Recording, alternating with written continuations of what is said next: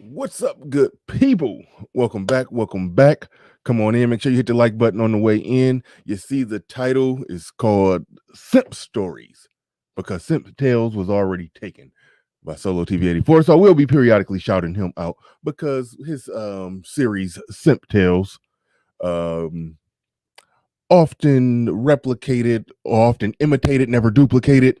Kind of what I'm doing here today. I did it last year on Valentine's Day. I called it the Valentine's Day Sympathon, where we had fun and guys came up, told all their wild and wacky simp stories, and did all of that, and had a great time with it. Had a great time with it. That's what we're going to be doing today. So come on in, strap on in, Simp Chronicles. Oh shit, coronavirus. Damn, I don't know where that sneeze came from. Yeah, hood conservative, man. We doing confessionals today. Come on to the altar. Come on to the altar. Come on. But let's get ready to get into it. Make sure I hit the like button. I see 31 people popped right in as soon as I started it up. That's a good sign. That's a good sign. Let's go. Let's get it. We're gonna give a few more people a little bit more time to come in while the intro rolls. Let's go. Let's get it.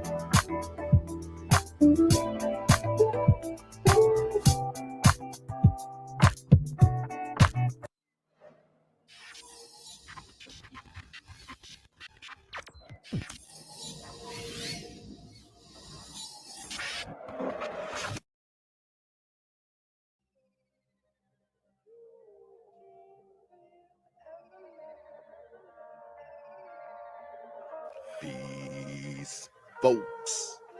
This is X from TPOT Media. Open your mind and wake your black ass up. You know what time it is. Hit that damn like button as you make your way in the door. Grab a seat, settle in, get ready. It's the Grown Man Hour with your host, my man, Bernard Riley.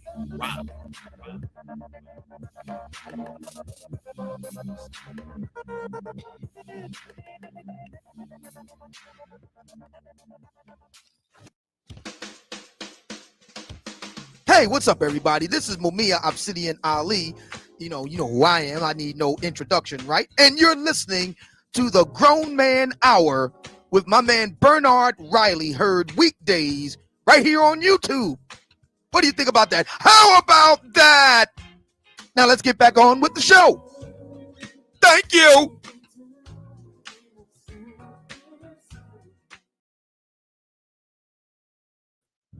All right, all right. Welcome back. What's up, good people? We back in the building, back in the building. Everything look good. Well, everything sound good on my end. Everything looking good on the camera end of it. Got my big ass water bottle right here. About to try to drink this. Got to increase my water intake. Got to increase my water intake. Water is very important. I need to drink more of it.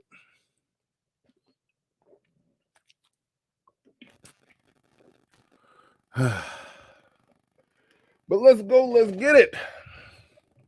Let's get it as usual. See, when we telling simp stories, there normally be a lot of comments. People like to get it off their chest. They like to throw it at the altar. Let me make sure I like the video too before we get all the way in. It did an excellent stream. It was just a 1 hour interview, no panel. Yesterday with crypto with Lionel. Make sure you check that out if you didn't see that one. Wealth of information given up over there on that stream. And I just recently bought some more Ethereum because it dipped down. Whenever it jump up, you know it's going to dip back down, but it's probably not going to dip as low or stay as consistently as low as where it was. It's going to fluctuate up and down at a higher level or at a higher amount. But I bought the dip, so I own an entire Ethereum coin now. Which, if I understand it right, when it gets all the way up to $78,000, which they predict that it will, you own a whole coin. When it's as low as it is now, you're going to possibly make somewhere in the realm of $70,000. If I understand it right, I could understand it wrong. That's why I always talk to the experts, because I know I don't understand everything. But make sure you invest in some money doing something with those coins. When the market dips down, that's a good time for you to buy something because you know it's going to jump back up. It's not a get rich quick scheme, but if you buy it on a dip and you know you can look at the patterns and see that it always bumps up, that is a way you can make some quick turnover money. Drop $1,000 on the dip for a smaller coin, and then when Bitcoin and Ethereum goes back up, everything kind of fluctuates back up. That 1,000 could very well turn into, 1,500, maybe 2,000. Pull out your 1,000. You just made $1,000 in 2 weeks. I don't recommend that.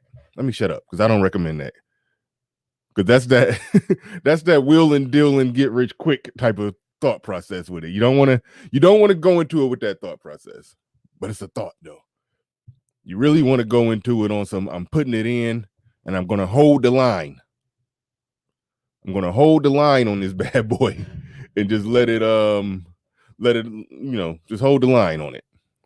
Let it do what it do. Let it get as big as it's going to get. Shout out to Bitcoin L. He talked about yesterday how once it hits, I believe he said 100,000, he's pulling out profits.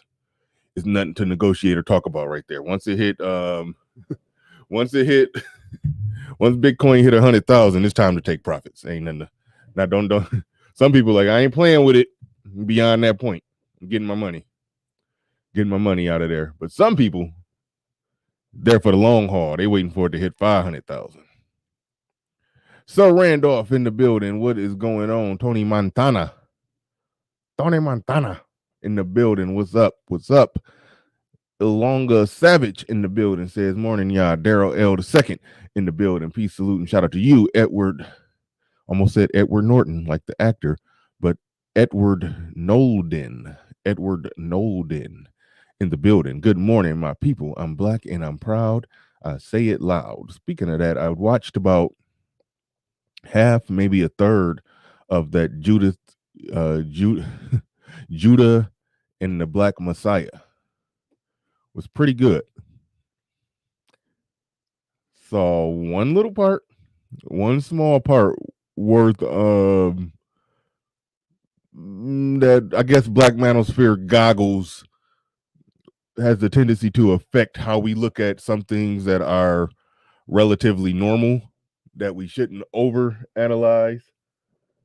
But when you put Black Manosphere Goggles on some things, you see stuff a little differently.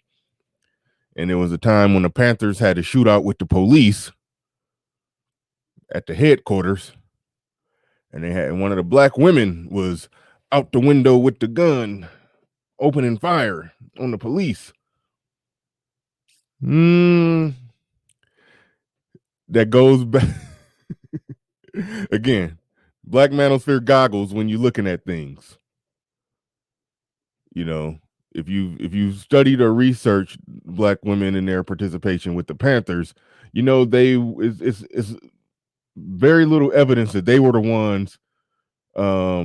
Yes, they were a part of it. They represented a sizable percentage of the Panthers, I think 60%. But they were doing basically woman stuff, volunteering at the schools, serving food, providing nursing, healthcare, some housing, perhaps, stuff like that. That's what they were doing. They were essentially doing they were essentially doing the feminine work. It was the men out there, getting in shootouts with the police and all of that stuff and getting shot and or arrested. It's so, but it did depict it as the woman out there with the shotgun opening fire on the police. Is like,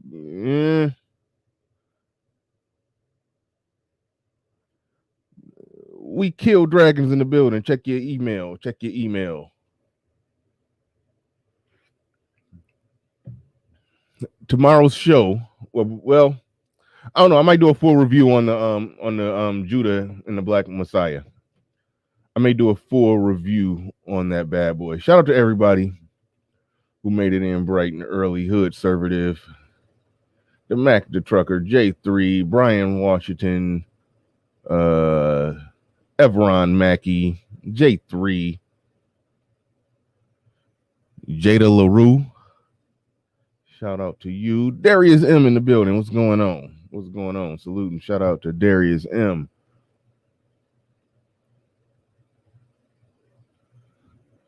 Okay, we got a simp story already. I'm gonna tell mine. I'm gonna tell one of my worst ones. I still got some that I'm taking to the grave. But what I was saying about Judah and the Black Messiah, yeah, the perception is that black women been always leading and on the front lines and doing this, and they made up 60-70% of the Panthers, and they were out there doing this. I mean, come on, like we know that was a black male ran organization. People criticize it for whatever reasons they criticize it for, regardless of that it was a black male ran organization. There was some women they got in line and did the feminine work in the background, but the physical, life-threatening heavy lifting that the Panthers did, we know it was black men doing that. So yeah, that was one thing I wanted to say about that movie. But I probably would do a full review of that movie. But Dante Whitaker, he said almost went bankrupt at 25, taking care of a 33-year-old baby mama and her 3 bastard kids, the oldest being 15. He was damn near your age. He was damn near your age. He was 5 years older. You was 5 years younger. Yeah, I could have been at the same high school. Like, goddamn. The Mac the Trucker, you got to come on up and get them simp tales. I see you say you got terrible simp tales. We need to hear it. My worst stories I'm taking to the grave. I don't know if I'll ever be able to share that one. I don't know. I have to hear somebody. Somebody would have to come up and tell one worse than that one for me to share it. Because I got some bad ones. But my homeboy right here says he almost went bankrupt taking care of a 33-year-old baby mama and her 3 bastard kids, the oldest being 15, and he was like her boyfriend that I had to constantly contend with. Woo! That ain't good. That ain't good. Mr. Fantastic in the building says all story. Hey man, I barely could watch your stream last night over that thumbnail you put up there, man. Why you do that to us with that thumbnail, Fantastic? We didn't need that image in our head. We could have did we could have did without that thumbnail, Fantastic. Oh man, that was all right. Mr. Fantastic in the building, he says, all stories ain't meant to be told. Choose wisely, fellas, because you say it once, and we'll hear about it for life. Take it to the grave. Paul G said, I'll come up. Am I allowed to cry? Hey, ain't no crying. We men now. We overcame it. We overcame our simpery, and we're strong now. So we don't got to cry no more. We are conquerors. Conquerors that used to simp real hard. Conquerors that used to simp real hard. But yeah. No coming up crying. No coming up crying. The first thing, this ain't me, by the way, this thing I'm about to share. First thing I'm about to share, I don't know, I probably have to blow it up because I doubt y'all can fully get the full picture of what I'm showing here.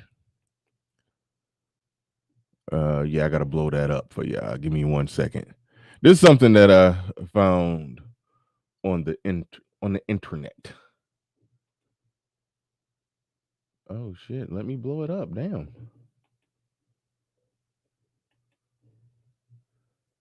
Huh? They are not letting me blow this bad boy up. I might have to get up out of my seat. Hold on. I might have to get up out of my seat to blow this up because y'all got to be able to read this. Y'all do got to be able to read this in order to get the full effect. Even though some of y'all probably could see it. Some of y'all probably could see it, but let me make sure. Oh, here we go. This is how I zoom. I don't know what I'm doing. All right, now, okay. All right. Here we go. There we go. Is somebody saying let them cry? No, no crying. No crying. I cut off when I clipped it. I cut off where it had the chick name and face and everything on it. I didn't want you Negroes to he said Bernard got legs. Yeah, y'all only see me sitting down. Y'all can see me standing up in the intro videos. That's where y'all can see me standing up at. But no, I stay sitting down. Stay sitting down. One of these days, some of these days, if not this summer, I may do some out on the streets, walking around content. Maybe this summer. Interviewing people on the streets, asking them questions about the stuff we talk about here, just random folks, and just seeing what their reaction is. I got ideas. But here it go, man. This dude, well, she posted on the gram, on wherever she posted it at. Says, not only did he ask me to be his Valentine, but he asked my son as well. And y'all can see here. Hold on. Oh shit. Down here I go fucking up. Hold on. I didn't mean to rotate that. What if I went full screen like that?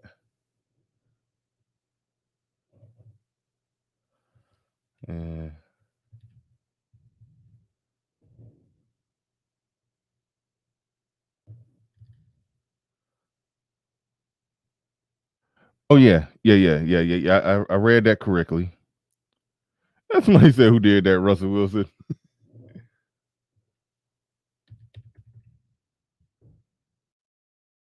Messing up. I want to get out of this crop screen. I don't want to be here.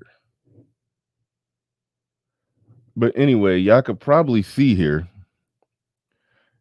that he bought some cutesy Valentine's-y stuff, and it's nothing technically wrong with doing that for your woman. If that's your woman, well, she said, ask me to be his Valentine. That sounds like something that you're doing for a woman that might not be your woman. Like, I didn't ask my woman to be my Valentine. She's already my woman. So I'm thinking it's not his woman. I'm thinking it's a woman he was pursuing. And you can see right there, he bought some damn Huggies and some Enfamil, Similac. That's baby powder, baby formula for babies, for those that don't know. And so that means that that Pookie Nuck Nuck or whoever the hell made this baby with her was just recently up in there. I mean, if the baby is on Enfamil, the baby is pretty damn young. Like this is a new damn baby that he has to be his Valentine. Along with the woman. That's the woman. Then the child got the Huggies, the Enfamil, and dropped a lot of cash on it too.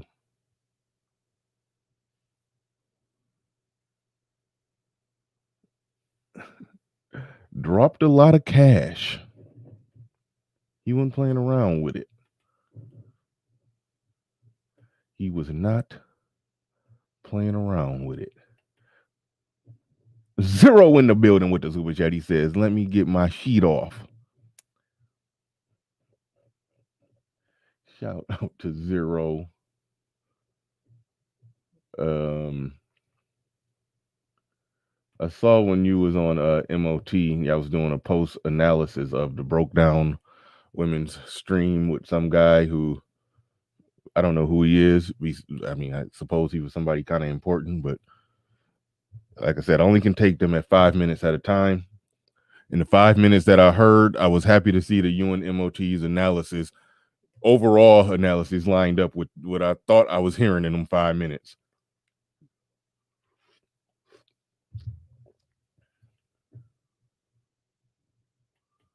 Ah, good point, fantastic. Yeah, if she don't post the dude doing it as cap, these hoes be lying. Like I said, simp care packages. I don't know, just something about Valentine's Day balloons, chocolate candies, and Infamil and Huggies, and spread it out, fanned out cash that just just rubs me kind of the wrong way. I don't know. Somebody said Boyce Watkins bought the Infamil when it was on sale. It was the economically sound choice. No country for old simps in the building. Yeah, man, I found this one. I start posting stuff I don't post nothing in my community tab, but I will start. I will start. I will make it a point to do that. Just when I find random stuff, just start posting it in my community tab. Seeking my creator. Good luck with that. Says Bernard, you gotta watch the whole video of the breakdown. No. 5 minute doses, just 5 minute, get in, get out. 5 minutes, in, out. Black Wolf Inc. in the building says, coming soon, masculine energy simp repair kit. I don't know if masculine energy can handle that one. I don't know if masculine energy is up for that challenge.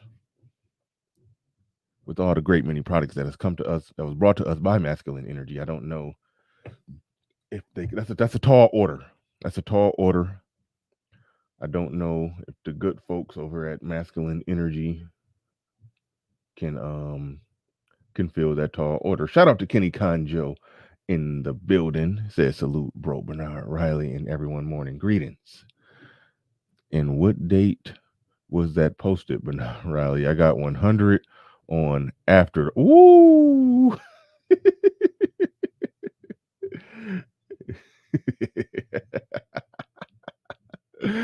Possibly. I don't know the date. I probably can. I would have to. Okay, well, I probably can do some research and find the date. I probably can do some research and find that date for you. Oh no, it was posted early. It was posted on 2/11/21. So that means he had to get it in. He had to put his bid in before Valentine's Day because she was probably with the baby daddy on Valentine's Day. But you're right, it wasn't on the day. I was expecting it to be after, but it was before. No, isn't I forgot which day is National Side Chick Day? Is that's like the 13th, like the 12th? Yeah. The side chicks get it in right before Valentine's Day or sometimes after. So yeah. See, okay, I see your theory, Fantastic, is he just flat out lying.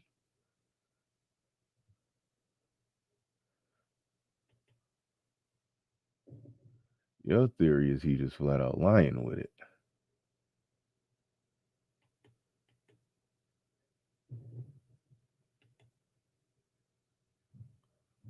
Huh. Okay, the side piece day is on the 15th. Well, he was on the 11th. He was 3 days before Valentine's Day, which is a whole nother ball of wax.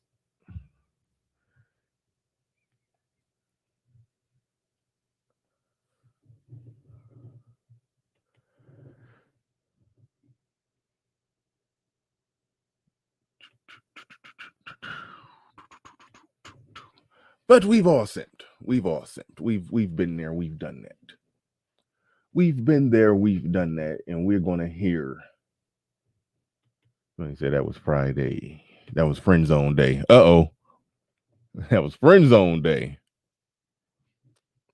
Jada LaRue says, I got $40 on betting this was to seduce her into dropping the panties after getting something like this. I'm just saying. Very good point. That was my hunch on that, and that's the key reason why it's on some simpery. Because I just got the feeling that, and I could be wrong, you could be wrong, we could be wrong, but I got the feeling that it was done in pursuit of something. And I've made my point here that if you're already getting it, you like her, she's decent, and you just want to do something nice for her, ain't nothing wrong with that. The infamil and the huggies and on Valentine's Day, that's a little weird, damn near creepy. But yeah, if you're already getting it and you just want to do something nice, that's fine. That's fine. But that shit was weird looking. And I do believe it was in pursuit of. And that's where I draw the line on the Valentine's Day simping. I didn't get to go in on that because on Valentine's Day I didn't go on the air because I was simping. But nah, I wasn't simping. But I think Valentine's Day came on a Sunday. I normally don't go on Sunday.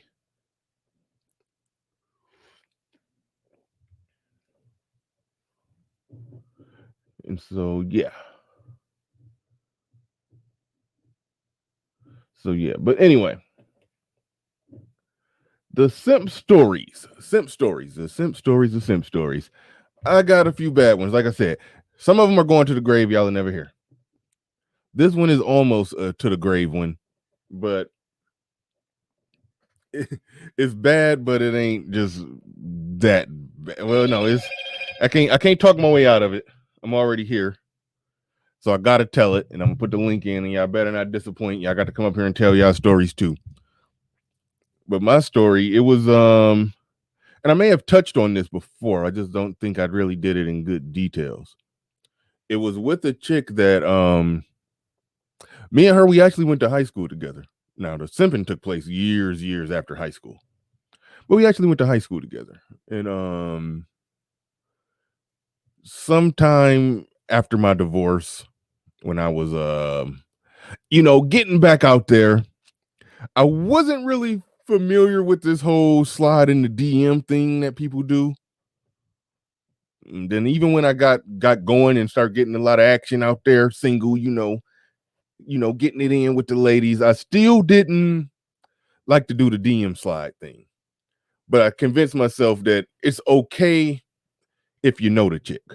And me and her kind of knew each other because we went to the same high school. She was a grade under me. We practically never talked in high school. I didn't like her all that much in high school. I didn't find her really that attractive in high school, But I mean, she blossomed okay. Okay, Bernard was simping and told her she could take those ice trays because real men drink warm water. I don't know I know what you're talking about, but I don't know what you're talking about, Silent. I don't know what you're talking about. But yeah, I didn't lose ice trays in a divorce. I took my ice trays out with me, goddamn it. Ice trays, a pillow, and a toothbrush. That's what I took with me. That's the only thing I got out the divorce. She took everything else. I got to keep my toothbrush, goddamn it. I'm taking my toothbrush. But anyway, slid in her DM on some, we kind of knew each other type shit. So I slid in her DM, started talking. It came to find out that she had been living in another state and she was going to be moving back to Michigan real soon. And so I was like, perfect, like in less than a week. I was like, okay, perfect. Let me go on and, chop it up with her and then, warm up the slot machine before it touched down back in Michigan. That was the game plan. That made sense to me.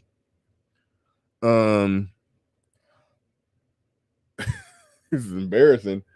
Right when she was talking, now keep in mind, I know this playbook inside and out right now. Right now, when I see this playbook, it's like an instant click, done. when I would see this playbook, it would be instant done.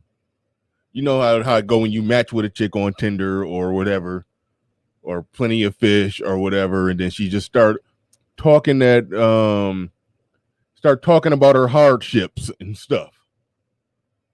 That's what this chick was doing. She was smuggling her hardships into the conversation. She started smuggling her hardships into the conversation. Somebody said mode 3. I was making it clear that I was interested.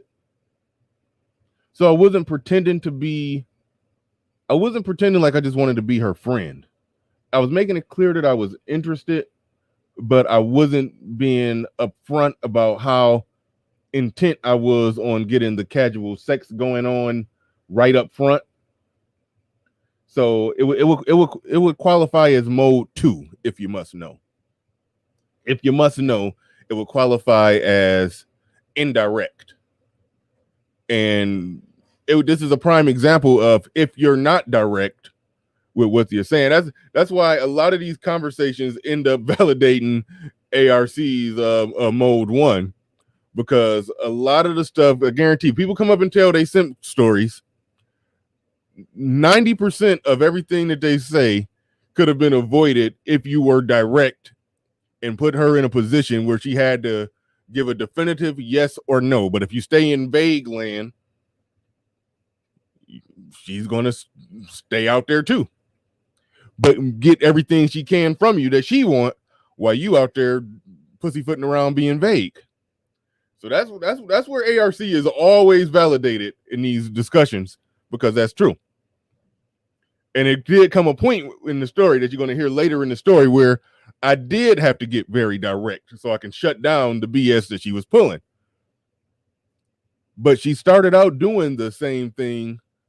Grown man business in the building says, say mode 1 3 times and ARC will appear like a genie out of the bottle. Not necessarily if you say it favorably, he won't appear. Oh, he might appear. He appear over here if something favorable. Well, he might. He probably going to appear. He probably going to appear. But nothing disparaging has been said about it. So he cool right now. ARC just listening. He listening. He waiting. He waiting for one of y'all to get ignorant in the chat room. Then he gonna show up. But he normally don't show up when I speak favorably about it, or he might show up and just drop a little super chat and just may say something on the topic. But he don't show up. he show up differently when somebody say something disparaging about mode 1. It's a different type of show up.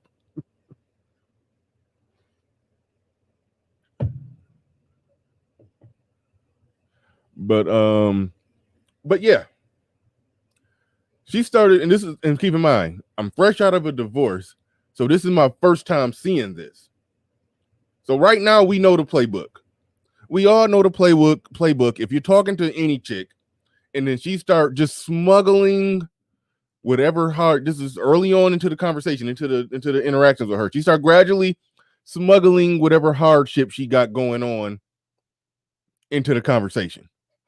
And she started gradually doing that. She started talking about how she had to do this, or she was taking care of somebody down there, and now she's moving down here, and all the money that she had to put all her money into moving her and her son, getting the plane tickets for her and her son, and a plane ticket for somebody else, and she doing all this, and she got all this on her, and it's real stressful, and it's all she just in the midst of the good conversations we was having, she just kept breadcrumbing that into the conversation. Just breadcrumbing all her hardship into the conversation. Basically setting the precedent, putting it in my head that yeah, I like you, I'm feeling you when I get there. Yeah, I'm gonna be rocking with you. But also putting it in my head, when I get there, I'm flat broke. Shout out to Rob Mash in the building with the super chat. He says mode 5 could have been shadow work. Niggas could have some of the chicks open up about the past within 5 days or less. I'm tired. I don't know. Mode 5 could have been shadow work. I don't know exactly what you mean. Niggas could have had some of those chicks open up about the past within 5 days or less.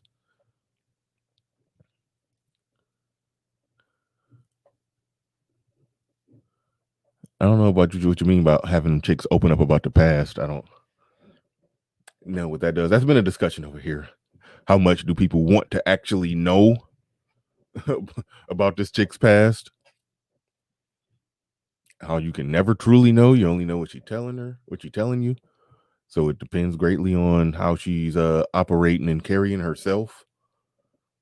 You know, you don't want to be with the known town hoe. But many chicks move to a different city. So they was too much of a hoe in their hometown. They moved somewhere else, try to start off fresh and clean. Shoot, excuse me. Damn, that's 2 sneezes on the air. I got to go get checked out. He said that was a corny ass super chat. Bernard, mode 5 is let her talk and let the bones fall out. Aha. That is not a mode. That is a mode that y'all have created. Some men like broke women. Nothing wrong with a broke woman. They love the control over their women. I need you to be able to move on without me. I need you to be able to move on without me around.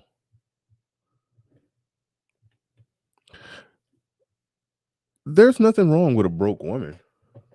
You could be broke, polite, and pleasant, or you can be broke, ghetto, and ratchet. So I'm not tripping on a woman being broke.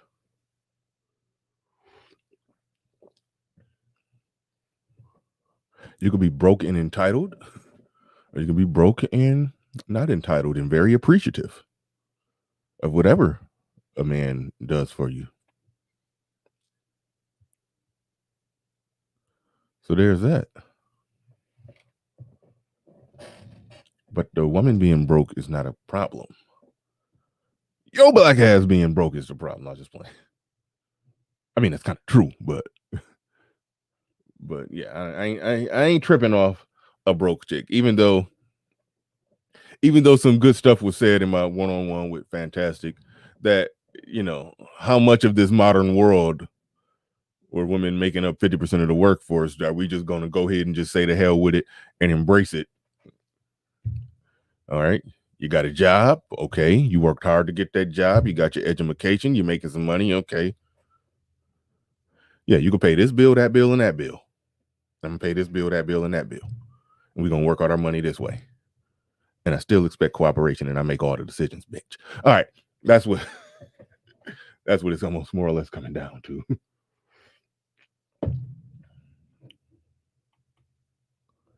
Being poor is not an obstacle for a successful man. Being uncooperative is. Well said. Well said. Well said. She don't got to have money. She don't got to have money. She can just be a nice woman. A nice woman. And everything will be fine. Yeah, Saladim El Rahim says broke plus ratchet equals Tatiana Ali. Grown Man Business says stop by your local call center at knockoff time and you can pick them like flowers. Stop by your man. A lot of times when I talk about stuff, it comes from real life examples.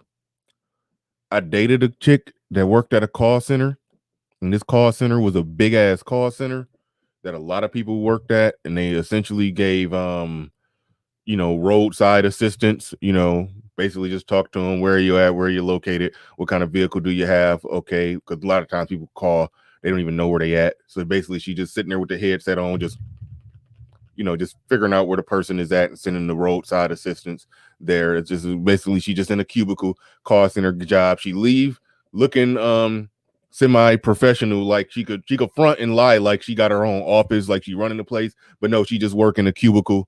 It was mostly women working in there, mostly black women making minuscule minuscule amount of money. And yeah, it was probably maybe 15% men that worked there. The chick I messed with used to tell me a lot of stories that she allegedly didn't participate in, but yeah, it was used to be a lot of banging in the parking lot on the lunch breaks and all kind of stuff going on. It was some thotty junk going on at that damn call center. Like it was, yeah. them them them call center chicks who be walking and talking, be strutting in there in a little skirt like they run the place, knowing they just going to a cubicle and putting on a headset and doing, work that's just making just, a little more than minimum wage. Yeah, it'd be that's making it for a hood chicks for a lot of them. And that's making it for a hood chick. They done made it. They get that job. And yeah, it'd be some even if some of them get to the point where they ain't exactly they ain't exactly acting or talking completely just outright ratchety no more. It's still that embedded ratchet behavior that yeah. So yeah, I've seen that firsthand because there was times when it really reminded me of Baby Boy, where I would see I would see hood niggas dropping a girl off at the call center. You would see that, and that was exactly like what it was on Baby Boy. That's what the chick did on Baby Boy. She worked at some little call center in a cubicle, and he would drive her car and drop her off there, and then he go ride around and do his thing. I was seeing that.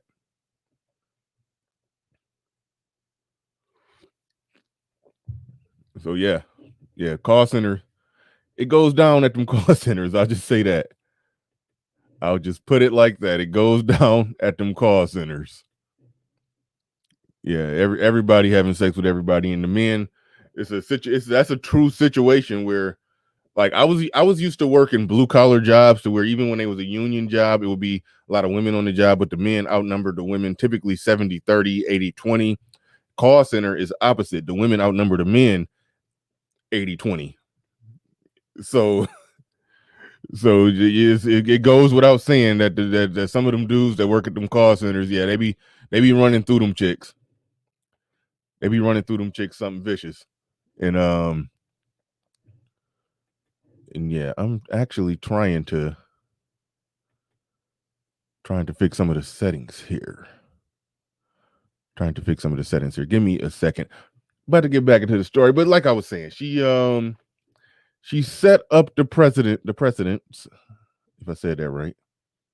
Set it all up to where, she's gonna touch down. She's gonna be broke when she touch down. When she land, she's gonna be broke. And the slot machine in my mind was warmed up to where, oh yeah, when she get here, it's going down. When she finally make it back to Michigan, it's going down. I've been talking to her for the last few days, getting it warmed up, getting it ready to go. As soon as she got here, she landed here, allegedly broke, no car. She needed to rent a car. Who you think she came to try to get the car rented?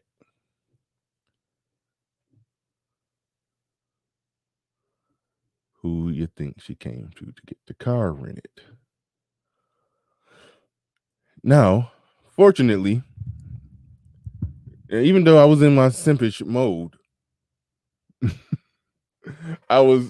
embarrassing. I was down to do it, but actually, I couldn't do it at the time. I just filed a bankruptcy and I didn't have a credit card. And you got to have a credit card to do it. She didn't have a credit card. She was trying to come to me to see if I had a credit card. Nope, I didn't have a credit card. And that was that. She needed a credit card. She didn't go full gangster and ask me for the cash right then and there. She started doing that later. But she was just trying to see if she could use my credit card as a way for her to rent a car. That's what she started out doing. And then I wasn't able to deliver on that. So once she got here, she kind of, came up missing after did all that, talking to me before she got here. When she got here, She was kind of came up missing. I'm trying to see her. She got excuse after excuse after excuse, and then she finally just rolled out the red carpet, and then we would see each other. We went out to eat somewhere. Went out to eat. Took her out to eat. And after we went out to eat, and she made everything sound good, like we about to be rocking with each other, and all of that. Tried to get her somewhere to either my place, her place, whatever. I don't know, something like that. She wasn't going for it, but she did try to make it clear that we gonna be rocking with each other, just not that night. So the next day when we talked, that's when she broke out the big guns, because I guess whatever her little rent-a-car thing situation that got handled or done or put on the back burner or whatever, she needed something else now. Apparently, who she was supposed to be staying with when she landed here, it wasn't going down. It wasn't. So they had to stay in a hotel. This is embarrassing. I shouldn't be telling this, but when I tell y'all, this is why ARC is a genius with the possibility of sex. When I tell y'all she was dangling the possibility of sex over my head, something vicious, to where when she asked me for something, I was like, thinking, okay, I'm about to go on and do this, and then we about to be getting it in, so it don't even matter.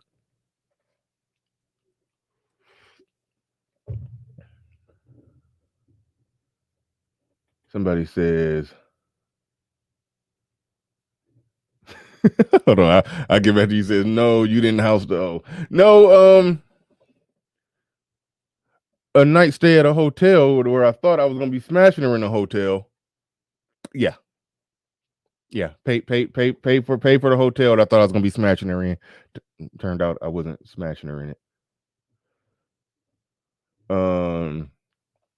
Rate her scale from 1 through 10.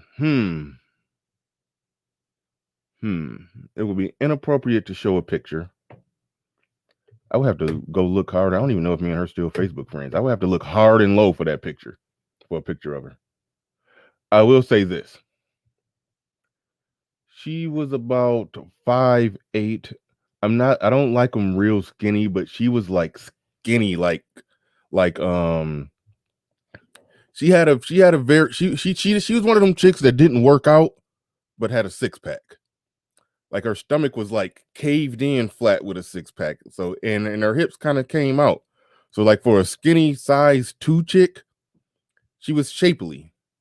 So for some guys, her body was top-notch ideal. So in that sense, she was hot. She was tall, slender, curvy, but skinny. No titties, but and that was fine. But no, I can't call it slim thick. I can't call it slim. Well, some people probably would. Not to me. That wasn't slim thick to me. So, but body wise, yeah. Somebody said she ran track. Yeah, I know she played basketball in high school. Yeah, she ran track. She did all that. She was one of those type of chicks. And facially, yeah, she was cute. I mean, she was cute. She was cute, but it ain't even about how cute she was. It was just how dumb I was. It was how dumb I was to the games that chicks play. But yeah, she was a sexy woman. There's no doubt about that. She was sexy.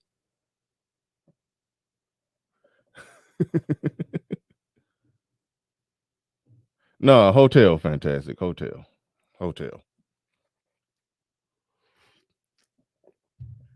2 nights. Don't judge me. 2 nights. 2 nights didn't smash.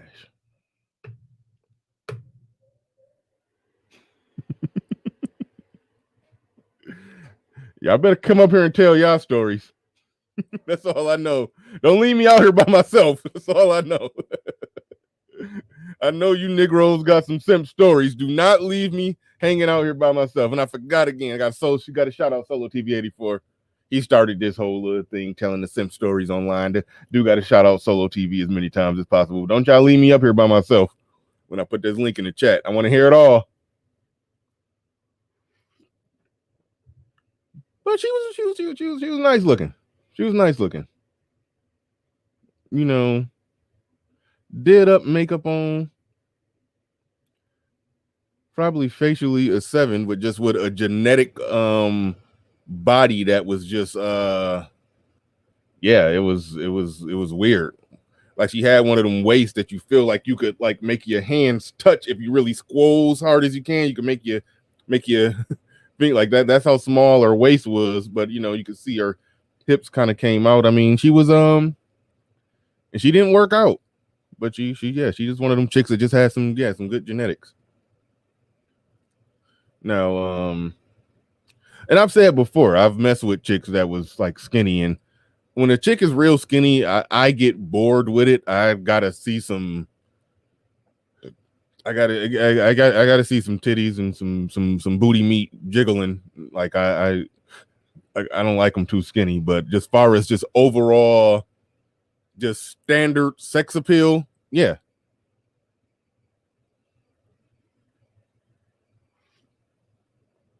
Body Thug said Bernard trying to go 10 hours today. No, I'm not. No, I'm not. No, I'm not. We doing three and out like always. Three and out like always.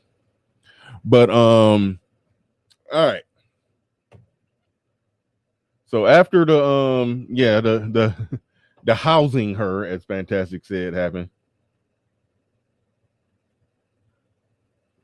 Hey, January, man. Y'all distracting me too much, man. January man was saying she had no titties. That is a boy. Hey man, them little bitty chicks with no titties, no ass, they can be sexy. Don't get me wrong. They can still be sexy and feminine, but yeah, little A cups with not a lot of ass is like I'm not seeing enough lady lumps. I'm sorry. We can get it in. We can mess with each other, but that's not my main cup of tea. You know, it's not my main cup of tea. But no, get out of there. No, no. But where was we at? Where was we at? So we she got me with the hotel thing. I thought I was gonna be smashing at the hotel. Every excuse in the world. Well, my son, okay. So from there, I was like, all right, we still gonna. It's still, yeah. I don't want to leave a pussy on the table. So I'm onward Christian soldier, going forward. Going forward. I've already invested this much. I can't turn away now. I was one dinner in a and paid for some paid for a hotel stay. I'm too invested. I can't turn back. It's like you're on the path, you're on the journey, you've made it so far to turn around, you're walking further to get back than the distance that it would take to just go ahead and finish the journey. So there's that. I had to keep going. Let me mute these phones, mute these devices. So I had the onward Christian soldier that shit. So, what happened next? So we had saw each other again, and again, she kept dangling that possibility. So when we saw each other again, and I'm thinking, I'm coming over, I'm coming through, we about to just hang, we about to chill. Turned out that she needed a ride somewhere. No, I don't got phones like a dope dealer. Cut it out. But anyway, she needed a ride somewhere. So I was like, okay, I'm giving her a ride somewhere. I'm taking her here. I'm taking her there. When I'm taking her there, she had to pick up a prescription for something. Oh, I don't got no money for the prescription. It's just $26. Do you think you can get that? Okay, sure. Fine. No big deal. Was $26. taking her here, taking her there. And then that keep in mind, this was my first experience of this. I figured out later that, oh, women be enlisting guys as the run her errands dude. I didn't know that I was the run her errands dude. Zero in the building. He says, don't tell these dudes nothing. 6 months from now, they'll weaponize your story when they get mad about being wrong on a topic. Hey, good point. But I've already told the stories. I've done it. I've put it out there. I've talked about how I've gotten dinner whored by a 5, but I also have success stories where I had sex with an 8 4 hours after we met. I've had success stories. I've had failures. I talk about the successes and I talk about the failures, and that is what it is. So they can pull whatever they're going to pull out me. Pull. They can pull it out when they want to pull it out. But I didn't know no better. I was ignorant. I thought women were made of sugar and spice and everything nice. Shout out to Donovan Sharp. He say that a lot. I thought women were made of sugar and spice and everything nice. I did not realize I was being manipulated. So I'm talking about it after the fact now that I know what was going on. Okay. She came in, she tried to use me to try to get a car rented. I wasn't able to help her out with that. But a few days later, when she finally agreed to see me, it was on some go out to eat type shit. We went out to eat. And then the next day, after she dangled the possibility of sex over my head over dinner, the next day she needed a hotel place to stay. I paid for that like an idiot. Ended up not smashing in the hotel. Then when she finally started seeing me again, it was a situation where she was where it was she just needed some errands ran. And it's like I was doing that for a while. And small little stuff that added up over time that I was paying for. But eventually I put my foot down.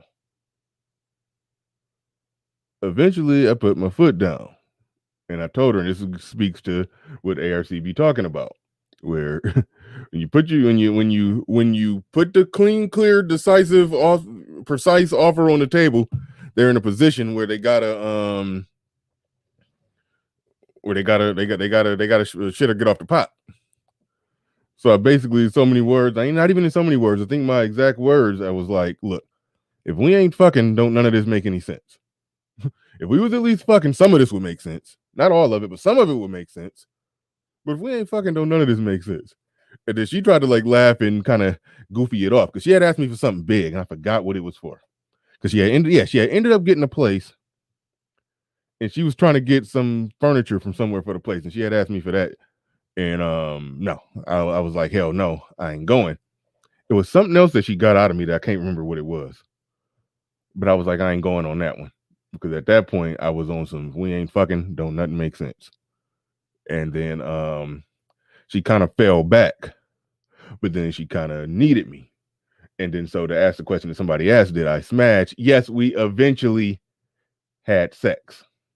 We eventually did have sex. And it was average. I didn't even care for the sex. It was okay. Whatever. But we did eventually have sex.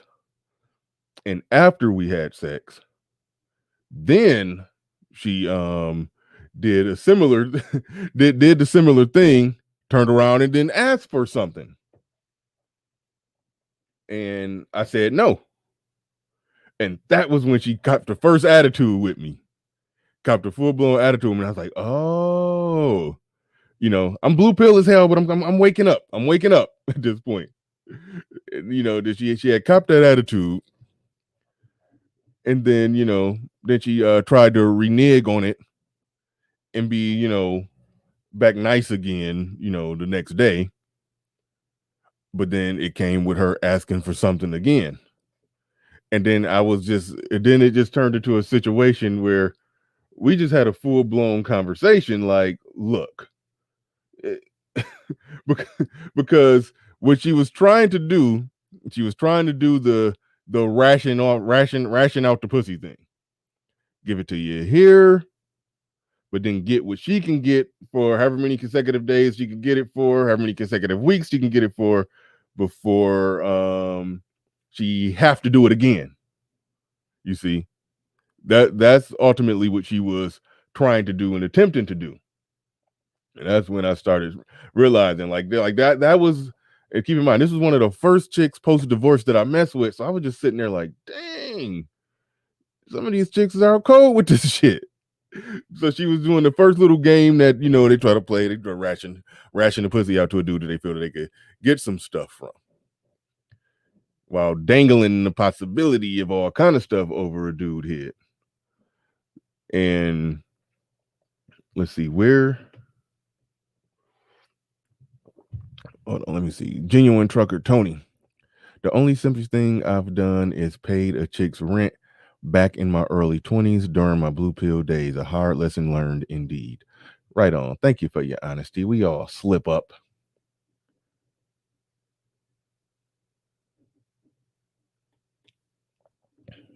He says, Jada LaRue says, Bernard, she must have thought you were desperate and gullible. I think she could definitely tell that I was green. I was new to the game, that I was a guy that been married my whole adult life and then just hopped out there fresh and new, hadn't dealt with no broads, and yeah.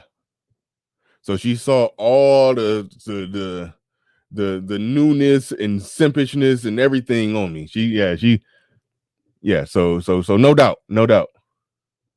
But what I found out after I'd ended up talking to her, she said she slipped up and said some stuff like, if I was using you, you wouldn't have had sex with me at all.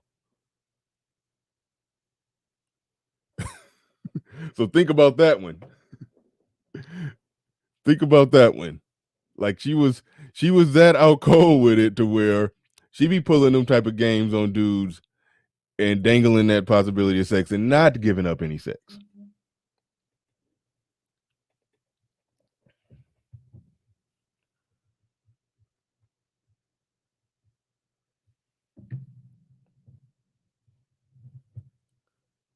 So like she was pretty professional at using using dudes. What the hell you mean did I hit raw at least? At least as if that's the good thing. That would have been the worst thing I could have did. What the hell? What do you mean at least?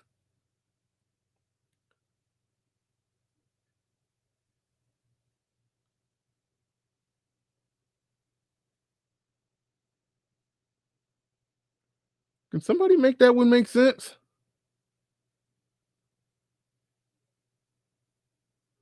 Yeah, death racer 25.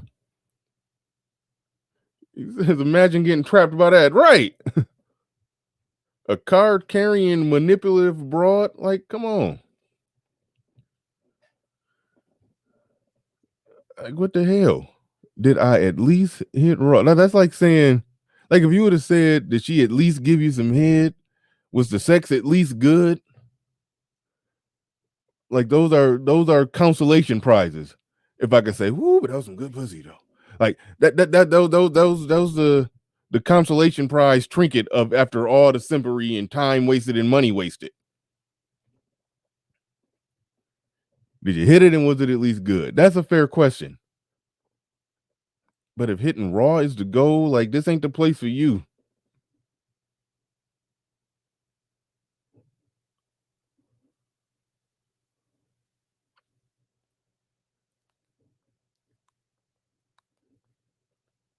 Like, goddamn.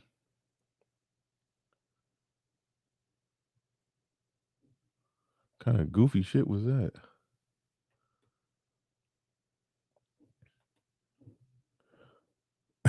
News says when you get her prego, it might force her to get an abortion so her guts get fucked up. Nah, Eugene. To answer the question, no, I used a condom. To answer the question directly, I definitely used a condom. I was definitely my condom game was pretty strong. I didn't get no. I used condoms. I used condoms when I was out there, definitely, and recommend for you brothers to do so as well.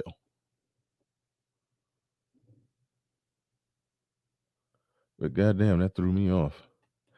Like the stream, gentlemen. Like the stream, gentlemen. This is Simp Stories. Feel free to share your own story. As I dropped a link, we 1 hour in. He says, I'll give you one better. Had a chick I was chasing in college convince me to smash her ugly friend to prove I could lay pipe, put on a show in hopes that she was going to join in. Shaking my head. I don't even think that's a simp story. I actually think that's a good story. You ain't tell me no money you spent. You didn't tell me no time you wasted. Only thing you told me is that you smashed an ugly chick while a cute chick was watching. I don't think that's that bad of a story. I'm sorry. That's many dudes have smashed ugly women without a cute chick in the room. There's the possibility of sex. Just you dangled the possibility of a threesome over your head. Yeah. Yeah. Knew like, where's the loss? Smash an ugly chick with a cute chick in the room. She might get aroused and join in. She might.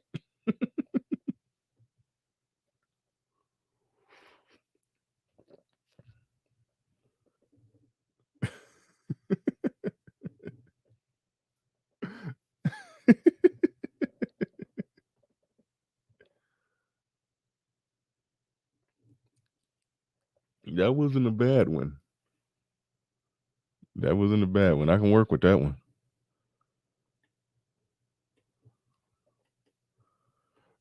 But yeah, the simping is real. The simping is real.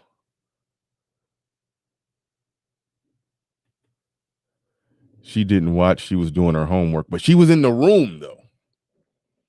She was in the room. You supposed to be over there like, nah, you trying to focus on your homework. But I know you can. I know you can hear this. I know you hear me tearing this ugly pussy up.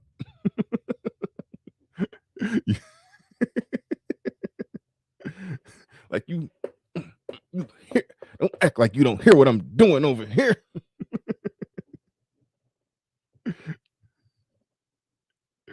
Nah, when you got into it and you weren't paying no attention to her, she looked over to see what you was doing. She was checking you out.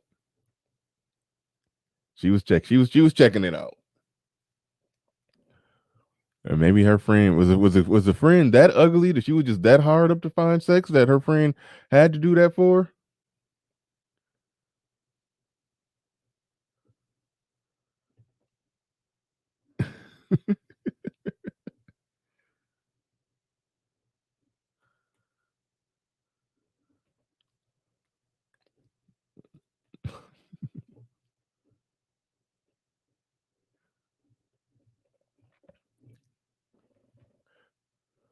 But anyway, that's how the story pretty much ended when she got to the point where she couldn't get nothing out of me and I wasn't going for the rationing off of the sex.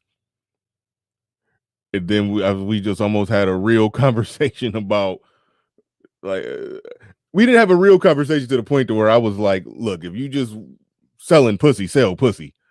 I didn't exactly say that, but I implied that because this whole using me for this, using me for that shit, that ain't gonna fly. I was like, I got to shut that down. And that's when she slipped up and said, if I was using you, you wouldn't have got it at all. And that's why I was like, whoa, that was my first moment of, oh, women are not made of sugar and spice and everything nice. This chick was she was out there.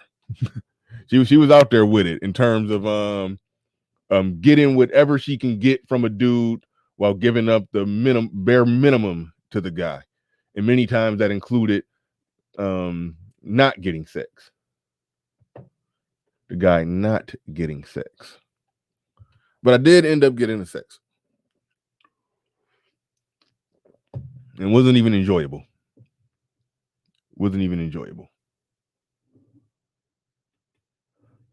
But you would think lessons like that you learn and then you'd be done, but you still end up falling back into that. Which I did. I did. Not necessarily that bad where that much money is being spent. because I didn't even fully lay out exactly how much money was spent. But yeah, it was bad. It was bad. It was bad, and it's ups and downs like that. Like, and there's losses, there's defeats. Like one woman could just look at you like, whatever.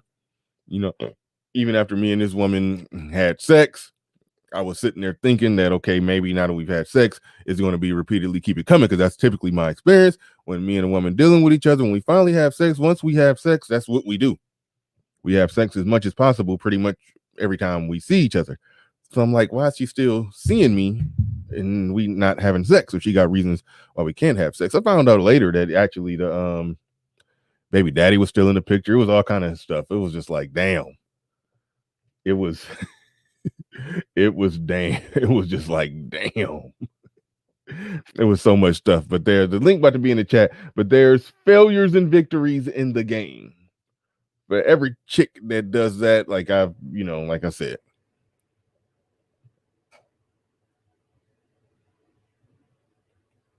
Okay, now you're saying something that makes sense, DT. Condom sex is not enjoyable, which is why monogamy has its positives. Yes. Yes, definitely. That is one of the positives of monogamy. Now you're saying something that makes sense. But why was he asking? Did I hit raw? That clearly not normal chick. But don't try to smuggle in something normal to make up for your terrible comment.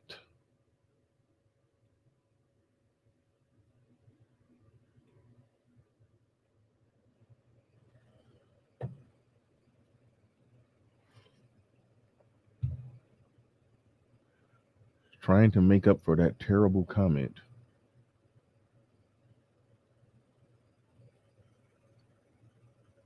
Probably. I don't know.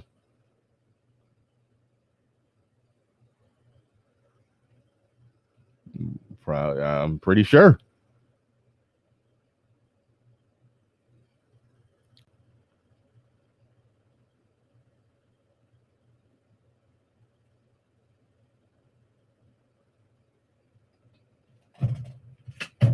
But let's get into it. We got a fresh contestant on the Simp Chronicles, Simp Tales.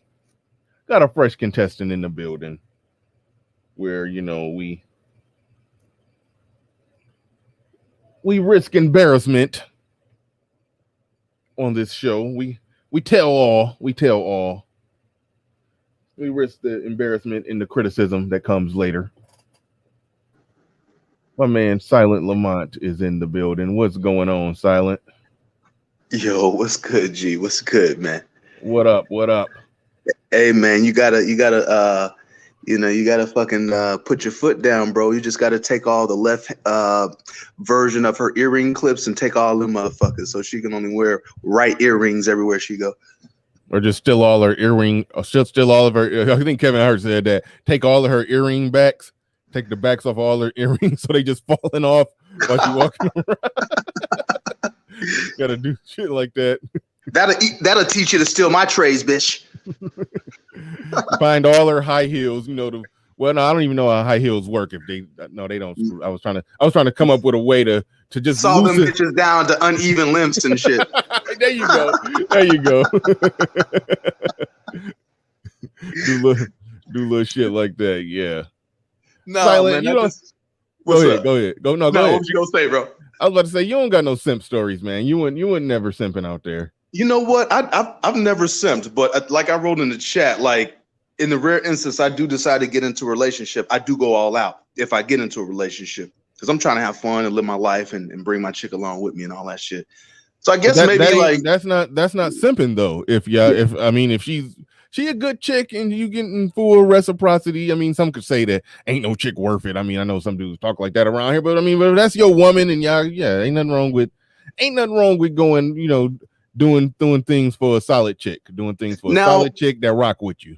Now, if I'm just out and about in town and I take a lady to dinner to Fogo and I pick up her tab, that ain't simping. We just chilling. I mean, I do that a time or two, like, hey, I'm going out to eat. You want to roll? Let's do it. But it's very matter of factly though. You know what I'm saying?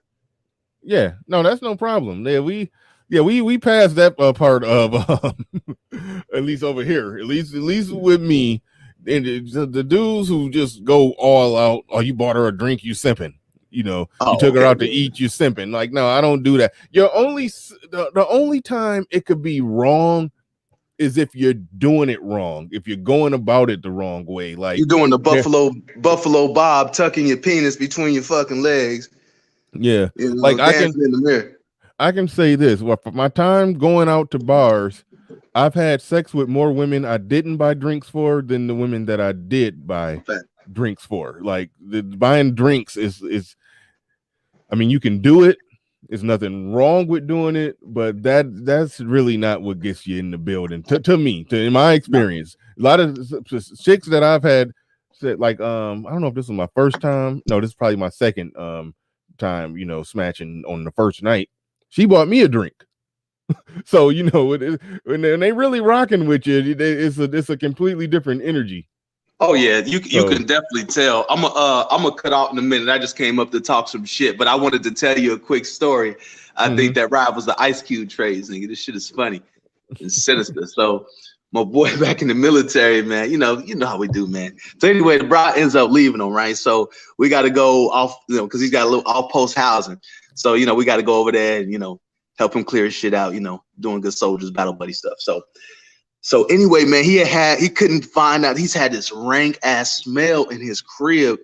The shit just smelled rotten, like somebody had died, man. And like all week, we trying to figure out where this smell is coming from. And so we just going all through the apartment, checking everywhere, right? This crazy broad took shrimp, put it inside of the curtain rods, nigga. You know how the curtain rod is hollow in the goddamn center? This bitch done took shrimp, put it inside the goddamn curtain rod so the fuckers would rot and just make the whole fucking crib putrid. What kind of sick bitch thinks of some shit like that, bruh? She did that just like out of spite. Out of spite, bruh. Whoa.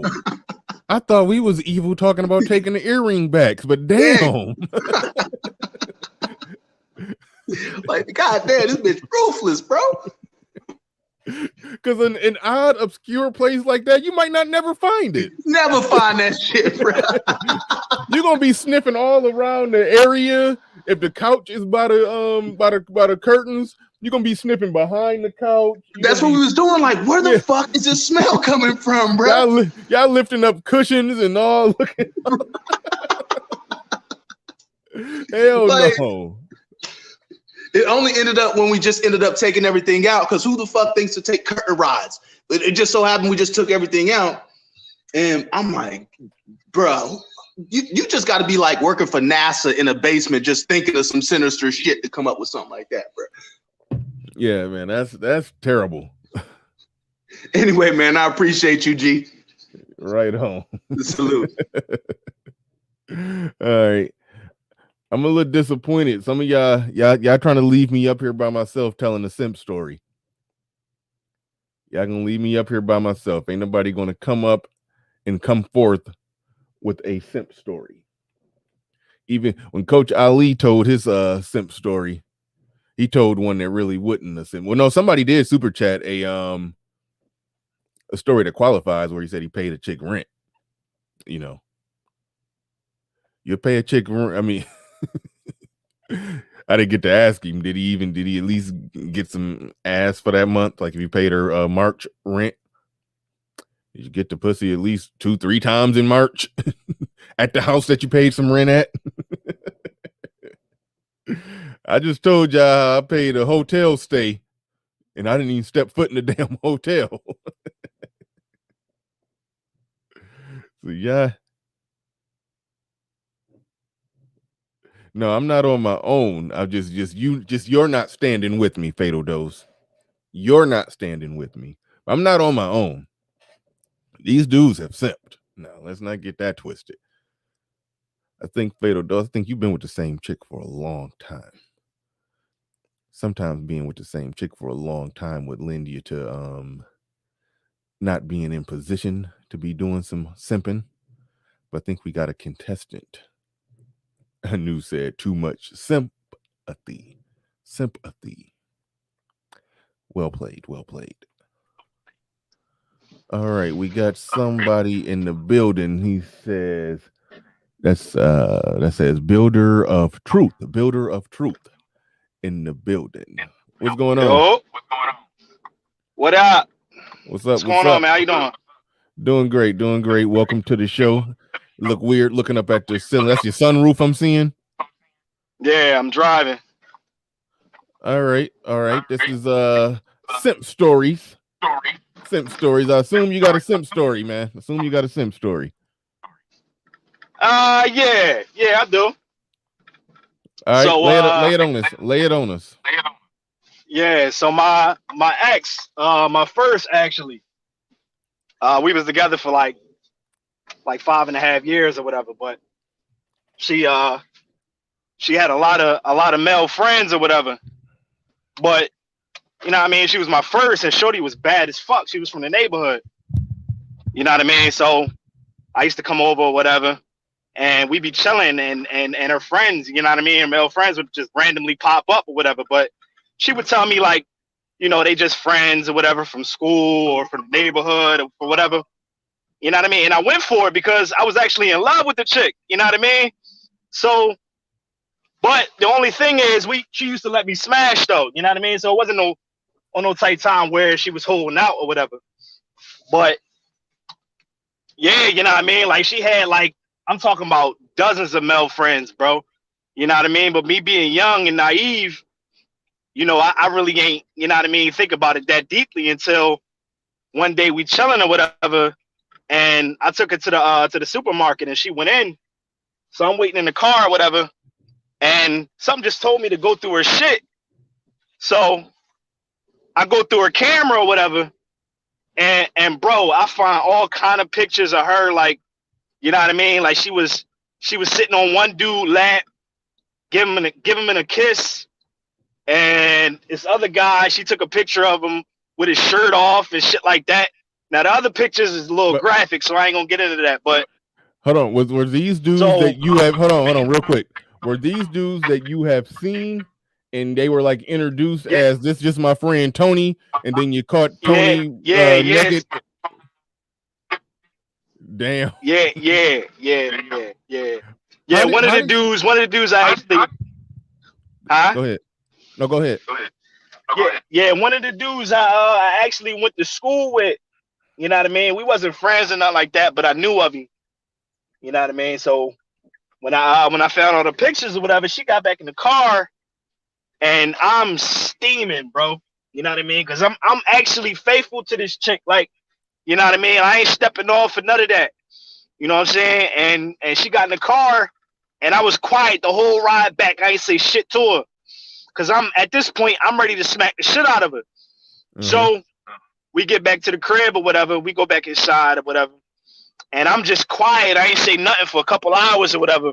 So I bring it up. I'm like, yo, I went through your camera.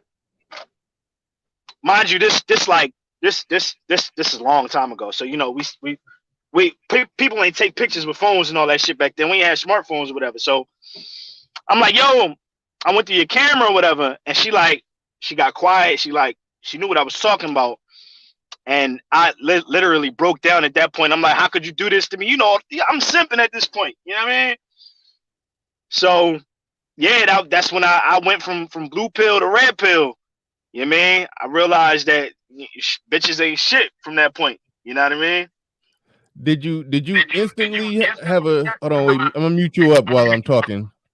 Yeah, I'm gonna mute you up while I'm talking because I'm hearing myself, the background noise. But did you instantly have a quick turnaround? Because I didn't have a quick turnaround. In my mind, I was like, okay, that was just one chick.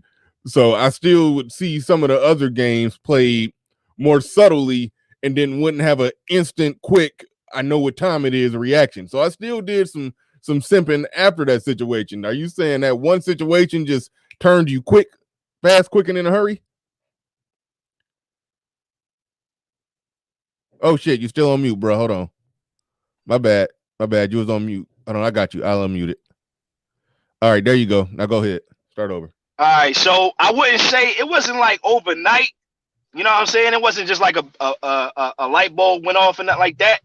But for like, I say for like at least like a month, like I, I was down, you know what I'm saying? Like my whole mood was fucked up, you know what I mean? Like I was depressed because you know what I mean, this was my first love or whatever. My first Yeah.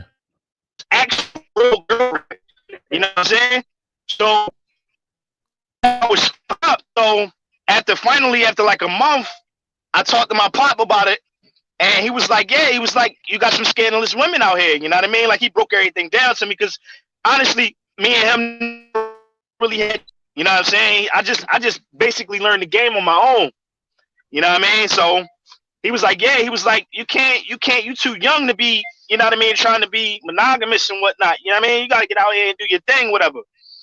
You know what I'm saying? So yeah, you know what I mean? Like after like a month and some change, I just got back out there and I just started doing my thing, you know what I mean? And ever since then, I just been learning the game, you know what I mean, one step at a time. Right on, right on. Good stuff, good stuff. All right. I'm gonna drop them down, rotate them in and out one at a time, but I appreciate you coming on through telling your story. Some people in the chat saying, and it's kind of accurate when they say it's not exactly you weren't exactly simping, even though the word simp has evolved into that. Simping is when you're going far out your way for a woman. I mean, the textbook definition, the original definition is when you're going far out your way for a woman that you really don't have no chance of having sex with. You were already having sex with her. You was just being weak, naive, and blue pill.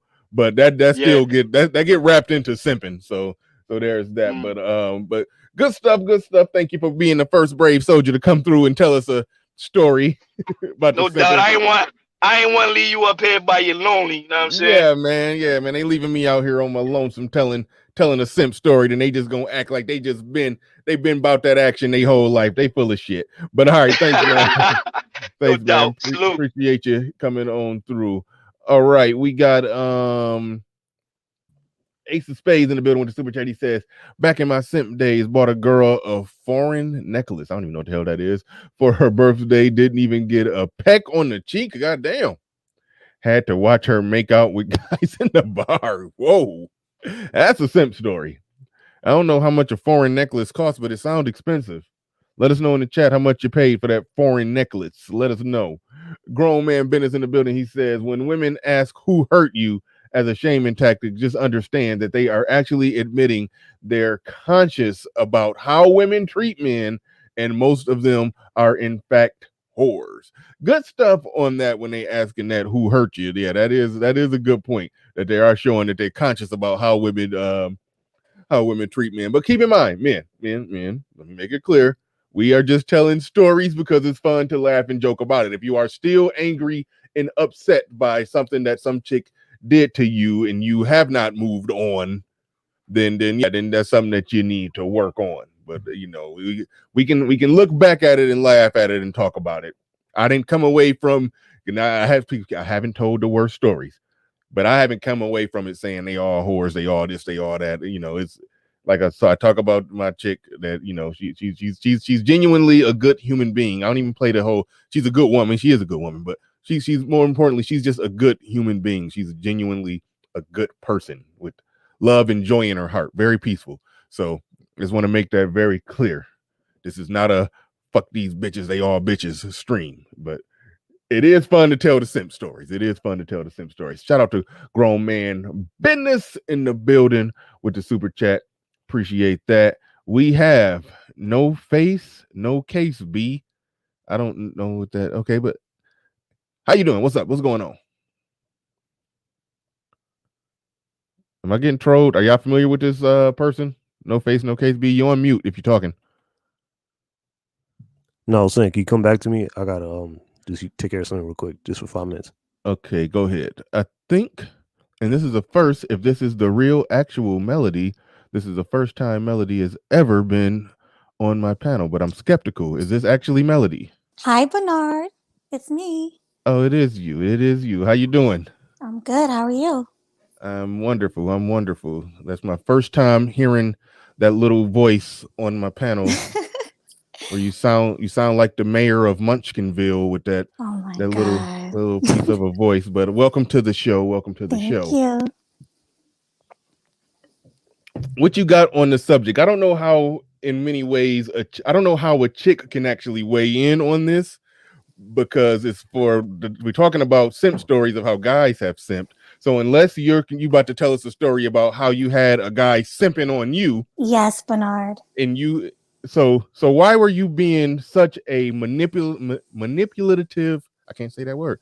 Manipulative time waster, dangling the possibility of sex over the head of this poor lost soul. Why were you doing that to him, Melody? So let me tell you what happened. So I met him on Instagram, but we never met up in person. This guy was paying my rent, paying my car note, sending me cash apps. He bought me a phone. He sent me an iPhone. And yeah, we never met up. We never had sex. He was doing all of that without even meeting you in person? Yes, correct. All of our IG. Yeah, I must have had some amazing private Instagram live sessions or something. Like Nah, well, what happened was I was camming up for him. We was talking. We had some good conversations. We was talking about sex a little bit, but we never had sex. We just was talking about it. somebody said I'm making. Oh no, I'm laughing at it. He said he's making a fake IG page. He trying to get some dudes to send you some contributions, some donations and cash apps. No, I mean, But hold on, no. Let me ask. What was those conversations like? Would you say, "Oh, I see Demac the trucker down there in the back chat"? I know Demac the trucker got stories for me, even though he trucking now and all. All truckers truckers just be tricking. So that's so he don't simp no more. He tricks. But we gonna find that out. We gonna let me not charge him up. We gonna find that out when Demac the trucker get up here. But what was going on in those private those Instagram live sessions, those private sessions? What were you telling him something that led him to believe that it was about to be going down? not really. We were supposed to meet up. He told me he wanted to take me on vacation. I told him about myself. We didn't really talk crazy. I mean, at night he would want to talk about sex, but that's about it. We have phone sex like once or twice. Oh, okay. But this lasted for like only 5 months. Only 5 months. That's it. He got phone sex twice in 5 months. Yep. How long into it did the phone sex happen the first time? Probably like 2 months. 2 months into it. And then how long before it happened again? Like the next day. Okay, so I was just trying to see how because the chick that I told the story about earlier in the show, she was trying to ration out the sex. I'm just trying to see, is that like the next level to the game of trying to ration out the phone sex? Like you was rationing out the phone sex on him. Yeah, I mean, it only happened twice, but he was a really nice guy. He was a lot older than me. He was probably like 49, 50. How far away did he live from you? He lived in Baltimore. I live in Jersey. Okay, so that's I'm bad with It's geography. That sounds like about 8 miles. I mean, 8 hours away. No, wait. about Oh no. about 6 or 7. Okay. And so in that 5 month amount of time, did he have the means to just buy a plane ticket and go fly to see you? I mean, if he would have tried to come fly to see you, would you have declined it or made an excuse? Honestly, I probably would have. Oh, see, I was feel I was bad. trying to help you out, Melody. I was trying to give you an out No, and say that, oh well, we just never took that step to seeing each other. But you was what going through all that, receiving all the gifts. But if he would have tried to see you, you would have declined it. I wouldn't have. I don't know if I would have declined it, but I probably would have waited it out a little bit because I'm wary when it comes to guys. I don't know like what he's trying to do. You wouldn't worry about seeing getting those diamond ankle bracelets or whatever he was sending you. Yeah, I mean, I didn't ask for any of it. He was just sending it to me.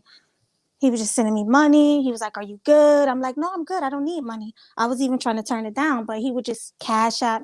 This was a while ago. He would cash at me.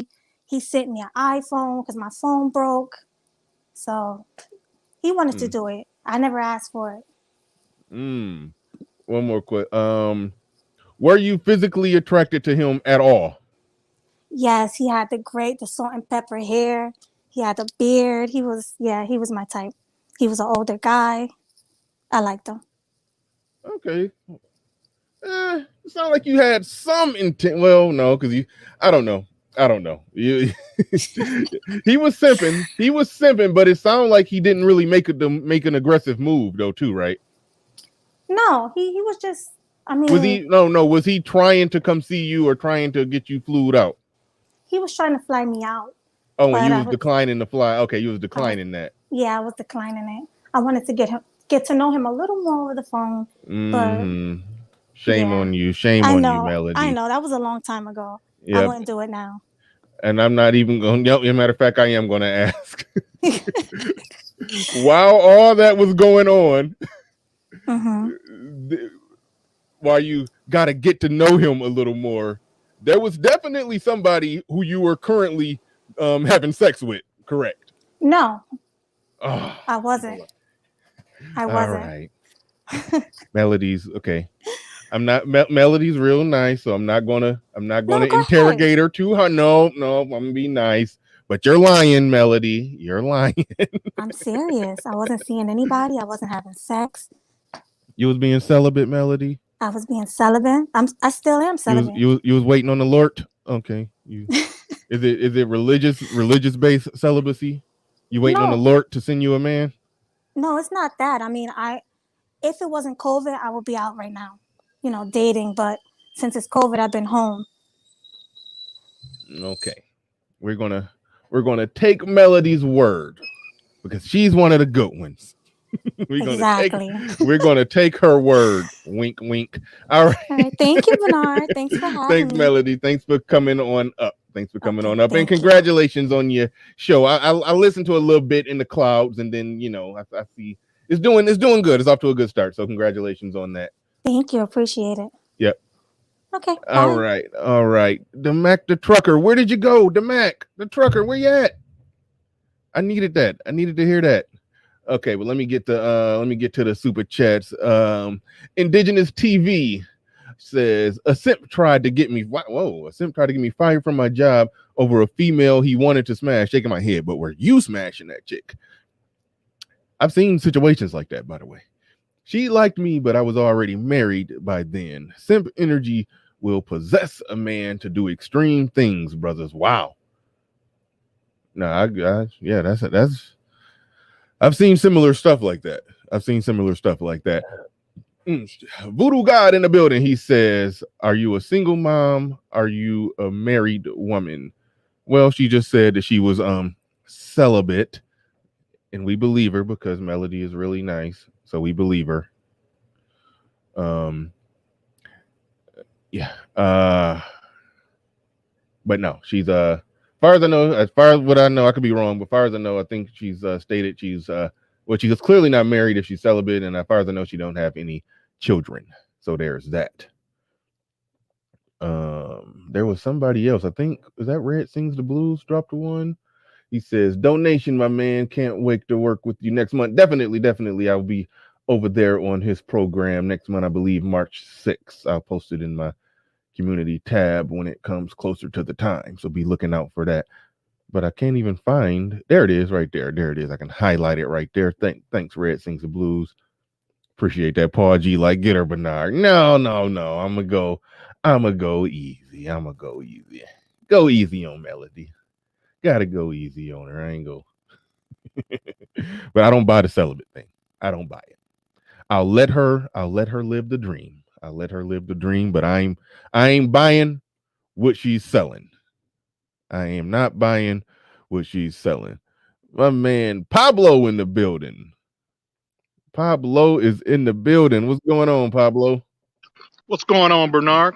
Right on. Now, I remember last year on Valentine's Day when I called it the Valentine's Day Sympathon, you came up and told a story how you was doing a chick homework for like a whole semester thinking you're going to get some ass and then she left you hanging. Yeah, man.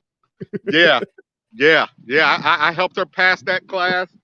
And, man, as soon as it was over, she dropped me like a bad habit. But I got a new one. Okay. Let's hear it. Y'all probably gonna be like, damn, Pablo was he was a full-time simp. Mm-hmm. So I had this. I met this girl online. Mhm. This was back before I got married, and back when I used to go to church. It turns out the girl went to my church. I had seen her before, and we actually met online. I saw her. She saw my profile and sent me a message. This was, I believe, in the early days of Plenty of Fish, right? Uh-huh. Or one of those apps. Mhm.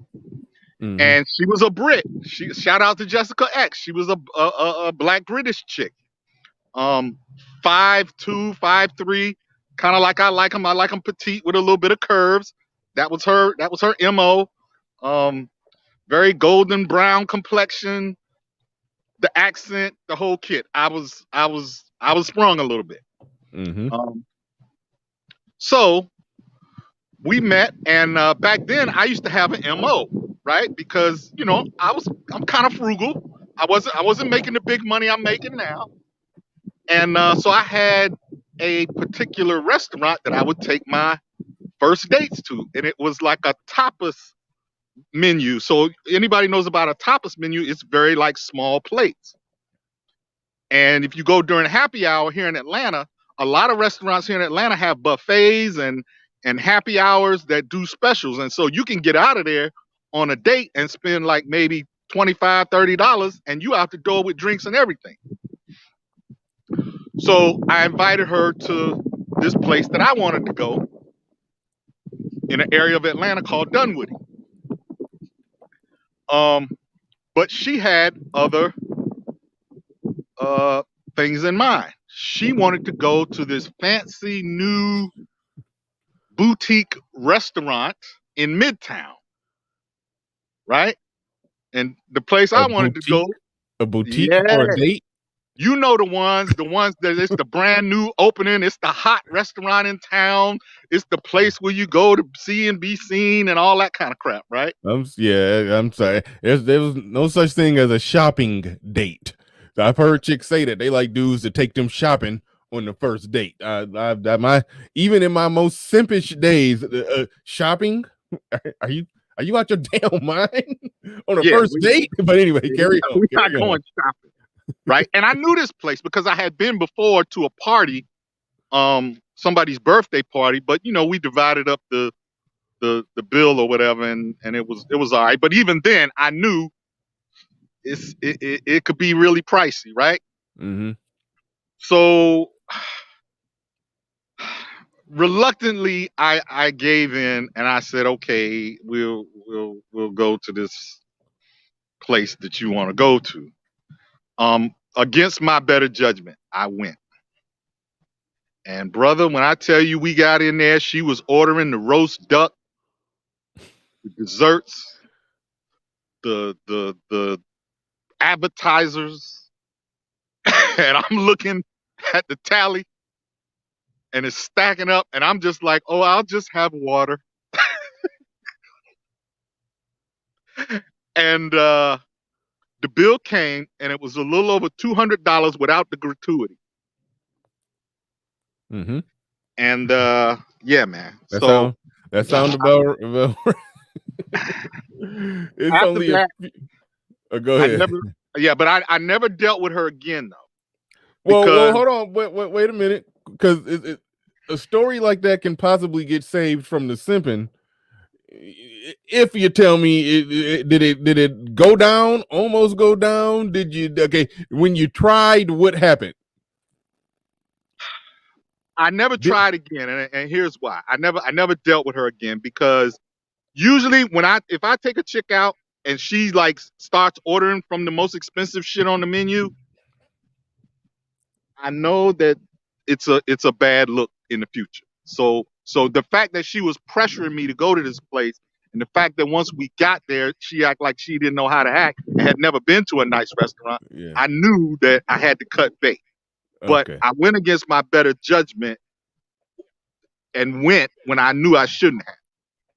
Right. I had the money, but it was a bad look, a bad feeling. Yeah, right on. If you could have got some action out of that, it would have been just high price. It would have been Yeah, high price, exactly. I, but I, I, yeah. I saw it as it was she was one of those chicks that they judge their self worth based on how much money a man is spending on them. Mm-hmm. And I ain't Yeah.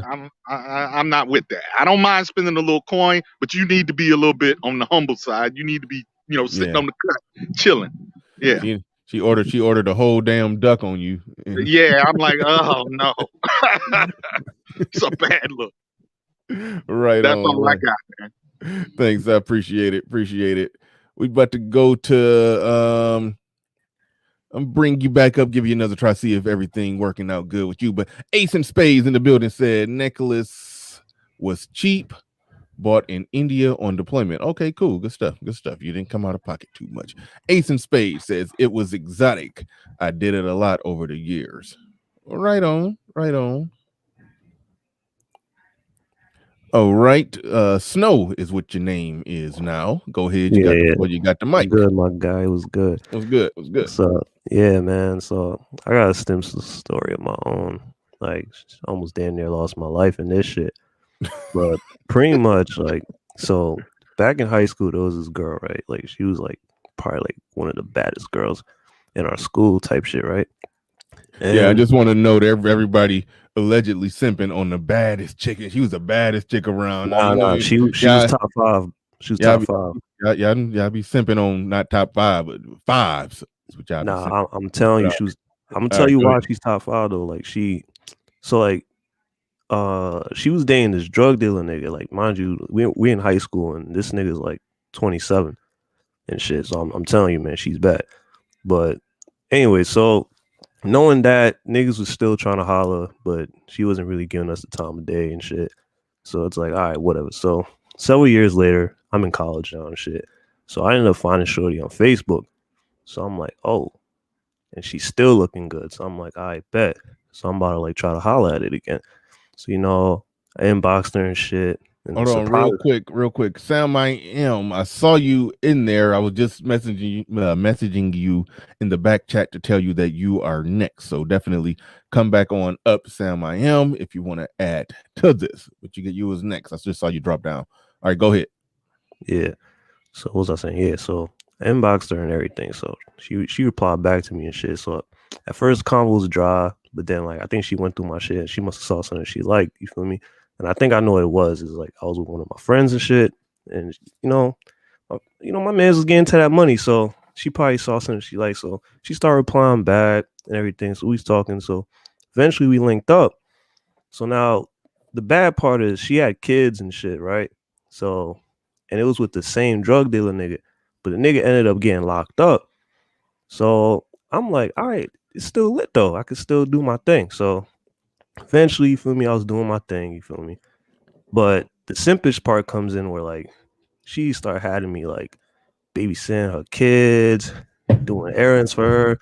Fucking, I was driving the nigga's car and doing the errands and shit. So pretty much now here's where the bad part comes in. So Oh, you're talking about okay. Wait. We're not gonna skate past the babysitting. How old was this kid? let me see. I think the kid was like what, like 4 or 5. I want to Okay. say, yeah, I always ask questions for a reason. Because if you would have told me 9 months old, I would have like, yep, you was changing shitty diapers. Okay, but you weren't changing shitty diapers. But 4-year-old is they from time to time shit on themselves. Did you yeah, clean up any? piss on himself. Did Yeah, you? Oh, so he was pissing on himself. yeah, he So was you in. was You was cleaning up shit and piss. Yes, that's a yes. All right. Yeah, the thing, it And was if I it was understand, hold on, wait. You and this woman had y'all had some sex? by this time we did, yes.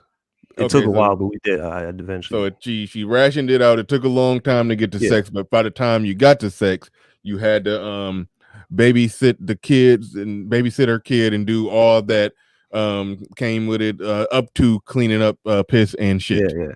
Okay, So like, fair yeah. enough. So Now, when we eventually, not fair enough, but okay, yeah, carry on. it was bad, but the mission got done. So, but I stayed around for a bit. I was like, pussy was good. I ain't gonna lie. So I stuck around a bit. Now here's where the bad part comes in. So, like, mind you, I told you I was driving this nigga's car around and he's locked up, right? So eventually, the nigga comes home. Like he came home from jail. Like he comes home. Now, Oh. I didn't know, right? And like I came in, like I had the keys to her crib and shit. So like one day I came and like the nigga was in the bathroom probably showering some shit and I didn't know. So I came in, it was just, the usual shit. So I'm trying to use the bathroom. So I'm like, yo, hurry up. Like, what's taking so long? Like, you always taking longer there. So then the nigga's like, what? So I'm like, what the fuck? So then it's like, who the fuck's that? So I'm like, oh, nah. So then the nigga actually comes out the bathroom. I see the nigga. So I'm like, oh, shit. So I start running and shit. And the nigga's literally chasing after me. Like, he's literally chasing after me. So I get up out the Hey, building. hold on. I mean, I understand the concept of getting the hell out of there, but at the same time, you did have a key. So, okay, you weren't living there, correct? No, I would stay there. I wasn't living there. I'll just crash there from time to time. So, but you would be crashing there. Yeah. Okay, so you didn't feel like you was in position like, hold on, nigga, you need to get the hell out of here. Like you knew Big Papa was home. You had to go. You instantly knew that was baby daddy, and you was being dethroned in that moment.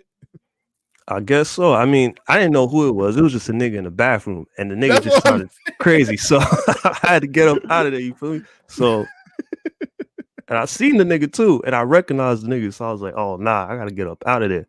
So like, I got up out of there in time. Meanwhile, the nigga is like, he at the door, and he got a grip on him, and I'm in his whip, and I drove off in his whip while he's shooting. I swear to God, word to everything, he is shooting at me. I'm in his whip and he's shooting at me. I got up out of there though. Got up out of there, left his car somewhere, and just hopped on the train. And like, I've never, like, I blocked that girl, everything. I never linked that girl again. I was like, nah, I'm good. I don't want those problems. Damn. Yeah. Now, it is worth taking a pause to talk about how some chicks, and I see you back down there, Sam. I am. You coming up next. It is worth taking a pause to sit there and say that she knew you had a key, Right. and she knew her baby daddy just got out.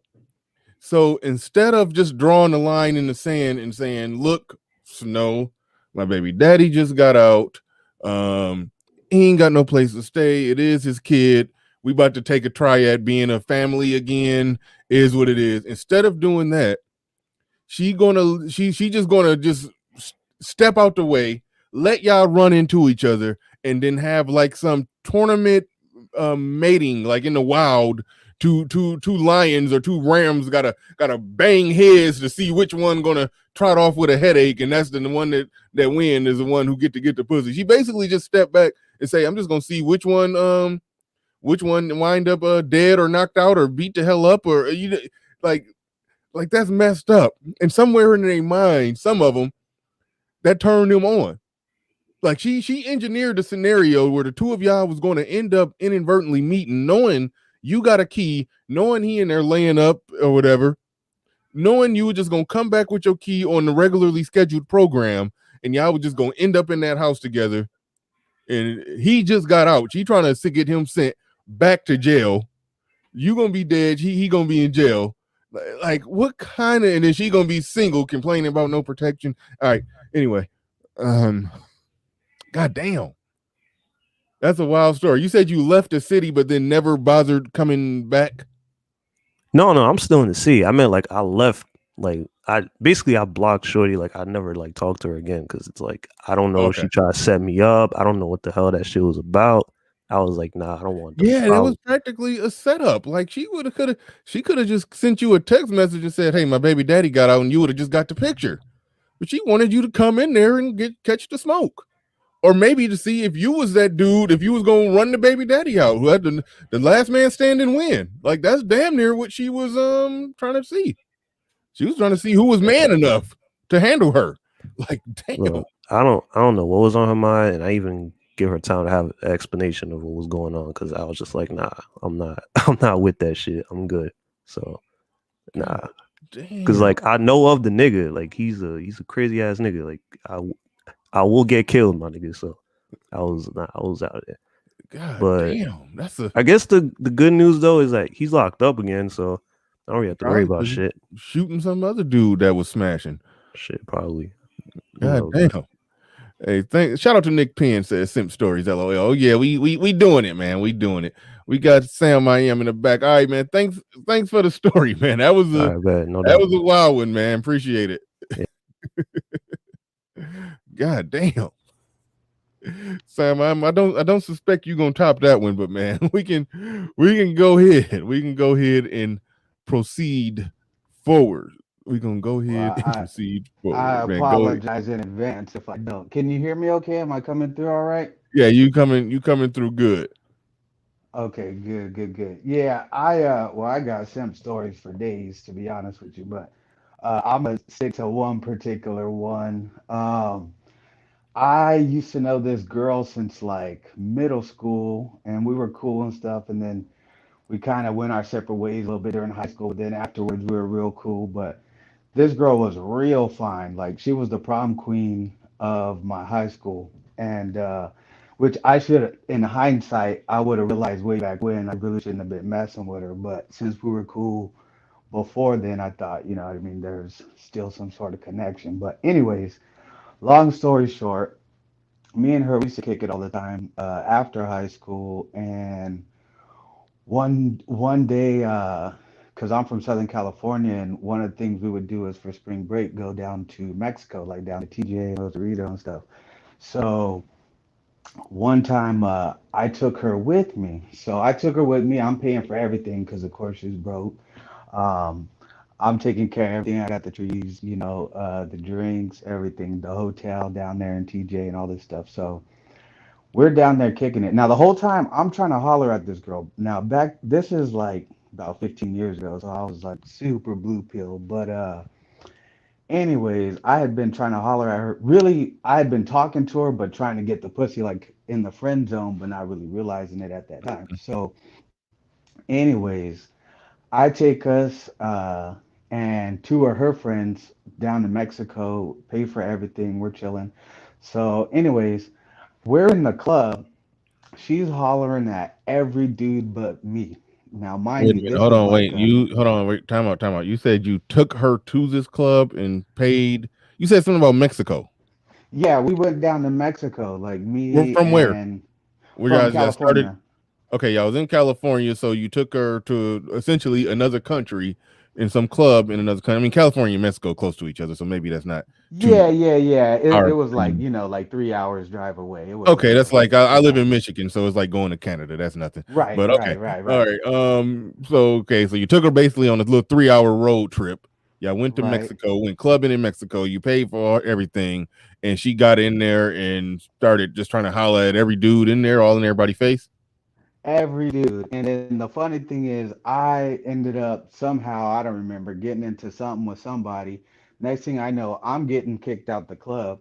And then like an hour and a half later, this bitch walks out with another dude, and Wait, everybody hold on, been wait. The chilling. the the hold on. The with the stuff you got into, was it involving her and like the dude you got into the stuff with? Was it involved with that dude being messing with her, No, her messing no, with that no, dude? no, no. If I remember, it was a while back. I don't think it was related to her at all. So I won't necessarily blame that on her. But while I was in there, she was talking to everybody, and she used to do that all the time. And this was my first time. This chick was the first like hardcore swirler I encountered. Which, knowing what I knew Mm. now, I wish I would have met David Carroll a long time ago because. And it's funny because listening to the things he says, just from knowing her, like it's down to a T. Like he's got it spot on. Like I've seen this chick. I was chasing her for like years, and we would be hanging out, and some random bummy white dude would be like standing on a corner holding a sign, and she would go up and holler at him. Now this was a chick who was a prom queen at my high school. I'm chasing after her. She's ready to do anything with any white dude, whatever. So that was my first uh, encounter chasing a swirler, if you will. But Yeah, anyways, I don't know if the I've never truly encountered a chick that operate like that in real life, like a real like I mean, I've seen, black chicks and white dudes like out on dates or whatever. But far as like what you're talking about, how the way you're describing it, I haven't exactly encountered that. Like I've seen more of it online where they just ridiculous about it. Like where they basically the bus boy at Applebee's, the dishwasher at Applebee's, they view him the same way as they view the guy who owns Applebee's. I only see that Well, type of stuff online. this was that type of chick. Now, the thing about Dang. her is she had the beauty, but not the class per se. Like she could make herself have a classy, beautiful look, but she also was just a hood chick, to be honest with you. But and she had the potential, honestly, just to be 100%. She could have got probably a decent white dude if she had her head screwed on straight. But later on, what I realized is she was just all wacky, all different types of ways from, from childhood and how she grew up, because she had kind of a rough, background. So I'll give her some sympathy there. But she, yeah, she was on a whole bunch of bullshit. And I could tell But you so stories you about this said chick for you said days, she but so the story, is that the end of the story? You got kicked out the club and then you waited outside the club for her and she walked out with another dude. yeah, after I paid for everything to And get us then there and after, back okay, and you stay saw her there. walk out with the other dude, and then you said, "Hey, woman," and you went over there and tried to, like how did that work? Nah, I Are wasn't you ready just back you then. just I didn't watched do it from a that. distance, quiet and stoic, and then just went on and got in your car and drove back to the United States? Oh yeah, and then to add insult to injury, I had to drive us all back home. You know what I mean? Because I was alone in the Oh, you car. drove her back home? Yeah, yeah, I drove her back home. You know what I mean? Like, so when she walked out with the dude, she just walked right to you and y'all drove home? Uh, I forget. I think we stayed overnight or something. She didn't end up going home with the dude. She just walked out the club with the dude. But that, I mean, that was Where did bad she stay enough. overnight? Where did she stay overnight? Don't take At the stuff out the story. hotel, Don't at the hold on, hotel I hold on. paid Time for. out. That's what Time I'm out. saying. If it sounds like, go ahead and keep it real, that she left the club with another dude, got smashed, and you still waited in Mexico overnight and gave her a ride home after she got smashed by somebody else. Did that happen? Yeah, I don't know if she got smashed, but at this point it doesn't even matter. She might as well have. So it's Where did either you say way. where did she stay overnight to your knowledge? She said, well, this keep in mind that this is about 15 years ago, so I don't Come remember on, man. all We the already details here. that We well, already here. No judgment. but No judgment. no, no, no, I'm not trying to hide. I mean, at this point, there's no, it Yeah. can't get any worse. But no, I mean, if I recall correctly, at some point she either immediately left from the club back to our hotel or eventually came back. Like at that point, it doesn't matter. She wasn't fucking with me. She was fucking with everybody else. I had to pay the cost for everything. Like there was, I got nothing. Everybody else was getting something for free. So Okay. It's a gap in the story that I'm not hearing. Okay. She go left ahead. the club with the guy. Okay. As After in, that just was came over, after the outside hold of on, the club. let me lay it out. Let me lay it out. Go ahead. I'm assuming you, after the club was over, you went to the hotel room, correct? Yes. Okay. In that hotel room where you paid for a room, did she sleep in that room? Yes. Okay. How much time from the time that she left the club, from the time that that you left the club and went to the room, how much of a time gap was it in between before she made it to the hotel room? Made a couple hours at least. Okay, so her and the dude left and Yeah, went she probably. somewhere else. Hold on, let me make sure I got it right. Go Her and the ahead. dude left and went somewhere else. You left and went to the hotel room, and then 2 hours later, she showed up at the hotel room and then went to sleep. Well, at that point, because keep in mind the clubs and stuff are open till like 5 and 6, so we probably just jumped in the car and headed back across, back to California. But yes, the gist of the story is that yes, I was Okay, yeah, thoroughly played that among many other times. Yeah. yeah. She would have had to find her own way. I mean, it's easy to say that now and how we think now, but Well, yeah, she that's would the have had to thing. find. I admit to being very blue pill a long time Yeah, ago. yeah, yeah, yeah, yeah. I'm not saying, oh yeah, I was the Mac of No, the I understand. century and you know, I'm not trying to act like I got some solid footing to stand on here. Exact. No, It's yeah. embarrassing all the way around. There's nothing prideful about this shit. There's no way to make it look good.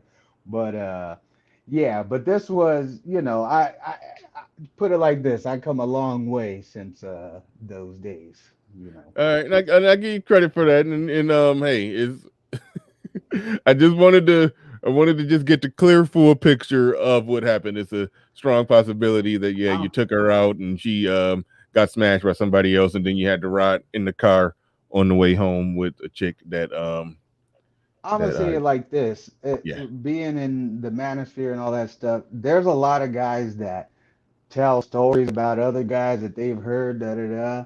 But some of us have had to live this shit. You know what I mean? We got Yep. the battle stories. This Yeah. I'm one of the people that I listen to everybody's stories and like, yeah, that happened to me. Yeah, that Hmm. happened to me. Yeah, that happened to Yeah. me. Yeah, that I happened to got me. I got Like some I'm stuff I'm not, taking to the you know. grave. I'm taking some of these stories to the grave. Indigenous TV in the building. He says, two servers at my job were about to fight over a chick. Come to find out, she was smashing a whole other dude outside of work. Jobs are simp incubators. Very true. Very true. There I said it. Says avoid this chick. One of two outcomes: either you get knocked out by Pookie, or you handle yours. And this chick continues to manipulate you. Run, run, nigga, run. All right. Let me make sure I didn't miss nobody. I think I didn't miss any super chats. Malcolm in the middle says, "Tell the truth." Like that Will Smith voice. Tell the truth. She Oh, smashed or well, gave him hit. He wasn't there, but I'm pretty sure. I'm pretty sure she got. I'm pretty sure she got. Fatal dose in the building. Simps do not know they're simping. They look at me like something is wrong with me for not co-signing. Shaking my head. Yeah, I think a lot of I think nowadays there's a in this lot of truth to that, you yeah. know. Yeah, when the simp is in it, they don't know they simping. No, they don't. Because when I was in it with that one chick that I told the story about, my brother, who's he's pretty quick with it when it comes to women, and he's real good at reading people. Definitely good at reading me. He knew I was without me even telling him. He knew I was on some bullshit. He just out the blue said, "And I'll be giving that chick no money." I ain't telling him nothing about the situation. He just knew. He just knew I was on some bull, and I was like, "Huh? What?" I didn't, So yeah, I was on some bull, but I was waking up. I was waking up towards the end of it. I mean, there's one little gleam of hope. I did put my foot down at one point. I did end up getting some ass, but it was that ration off ass. Just let me give him this because he's starting to wake up to my manipulation. So let me just give him a little bit of pussy to hold him over, and then keep the ball rolling on all this all the all the stuff I'm getting out of him. And then so that's what she was trying to do with me. She tried to ration it out. Join us on B. Riley Presents Unsolved Mysteries. Yeah, man. I gotta get down to the bottom of it. I ain't letting nobody leave nothing out of the story. Ain't I nobody. I, I have Okay, kind well, of hold on. So wait a minute. When go y'all got ahead. back to the states, y'all got back to the states. Um, like what happened next? Was you and this woman? Y'all hadn't had sex before that night, correct? No, no, the thing is, we had been friends for so long, and I had just been trying to figure out. Now, keep in mind, I'm like 19, 20, 21 at this time, and I'm not, you know, the Mac of the century. I'm sorry. Mhm. But so this whole time, I'm trying to figure out how to break through this wall of the friend zone to getting the pussy, right? Which And is at almost impossible. Which is almost right, impossible. right, and really, but yeah. So I couldn't, you know. But hey, look, hindsight, it's very clear. So, anyways, I had been trying to do this forever. So I would just let a lot of shit slide. Like honestly, I have a lot of horror stories associated with just this particular individual that Uh, um well, I wouldn't say horror stories, like it was just a total nightmare, but it was a lot of simp stories that could come from that. But I have an interesting story, which is almost like this person blue pill or red pilled me through this experience of knowing her because so that was some time ago. Anyways, we didn't see each other for like years, and then at some point we reconnected. Long story short, salute to the trickin'. I ended up smashing for $100 straight out, and it was an interesting lesson that taught me. The same chick The you gave a hundred same dollars when you chick, smashed. the same chick, and the funny thing is Oh, that it was like an epiphany, uh, because I was like, I would have saved probably like a couple grand if right from the jump I had been like, yo, you want to make this trade off? You know what you I know mean? what? Yeah, well, damn, the Mac the Trucker, come back. Shit, I saw you down there. You just popped up. Come back, the Mac the Trucker. Anybody else who want to come up? But see, that's interesting because normally when a chick is being, manipulative, dangling the shout out to ARC, dangling the possibility of sex over a guy's head, and she's getting all kind of gifts, trinkets, and took on trips or going here, going there. Typically, if that same guy, at least my thought process on it, I don't know this for a fact, but my thought process on it, if that same guy just say, "Hey, flat out, $100, give me the pussy," she'll probably say no because her overall benefit in not giving him the pussy has been high enough. So it seems like she would probably decline that. Like, no, I want to keep you in the tricking with no sex zone. But you just randomly out the blue, like, how did y'all get it? Don't go nowhere, the Mac. I'm about to get right to you, but I just got to get this question in first. How did you even go to get from the point of you doing all kind of random miscellaneous stuff for her and not getting the sex? Like, was she just like in a just outright hard on her luck, needed the money, and you just like $100 for the ass? Let's go. Like, what happened? More or less, yeah. What I realized, like many a bitch, she declined from the peak where she had previously been. Oh, she Not got in posted. terms of looks, not in terms of looks, but her life. Like she just had a fucked up life. So her life was. There was a time where like I'm sure it was like 1,000. Well, this was before the age of the DMs and shit, but whether it be text messages or whatever, I'm sure dudes were blowing her up, and she was in high demand. And she still was like it wasn't that she had totally lost her looks or nothing like that, but it wasn't like it used to be. I could see. So anyways, yeah, it was pretty much that simple. And I'm like, but the thing is, Bernard, like I had over the years I had come to realize like she was a hoe since way back when. So like Well, that of shit could have course. worked since a long time ago.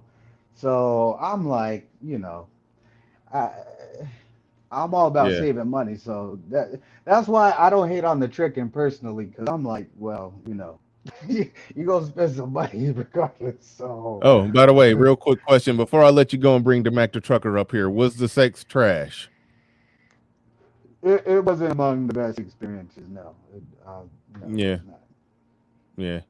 Yeah, I don't know. I And just and that's that was the funny. You know what? That was the funny thing, to be honest with you, Bernard, because like I that happened. I smashed, and after I was like, wow, like all these years I've been chasing this, and it was like, what a waste hmm of time. like, yeah.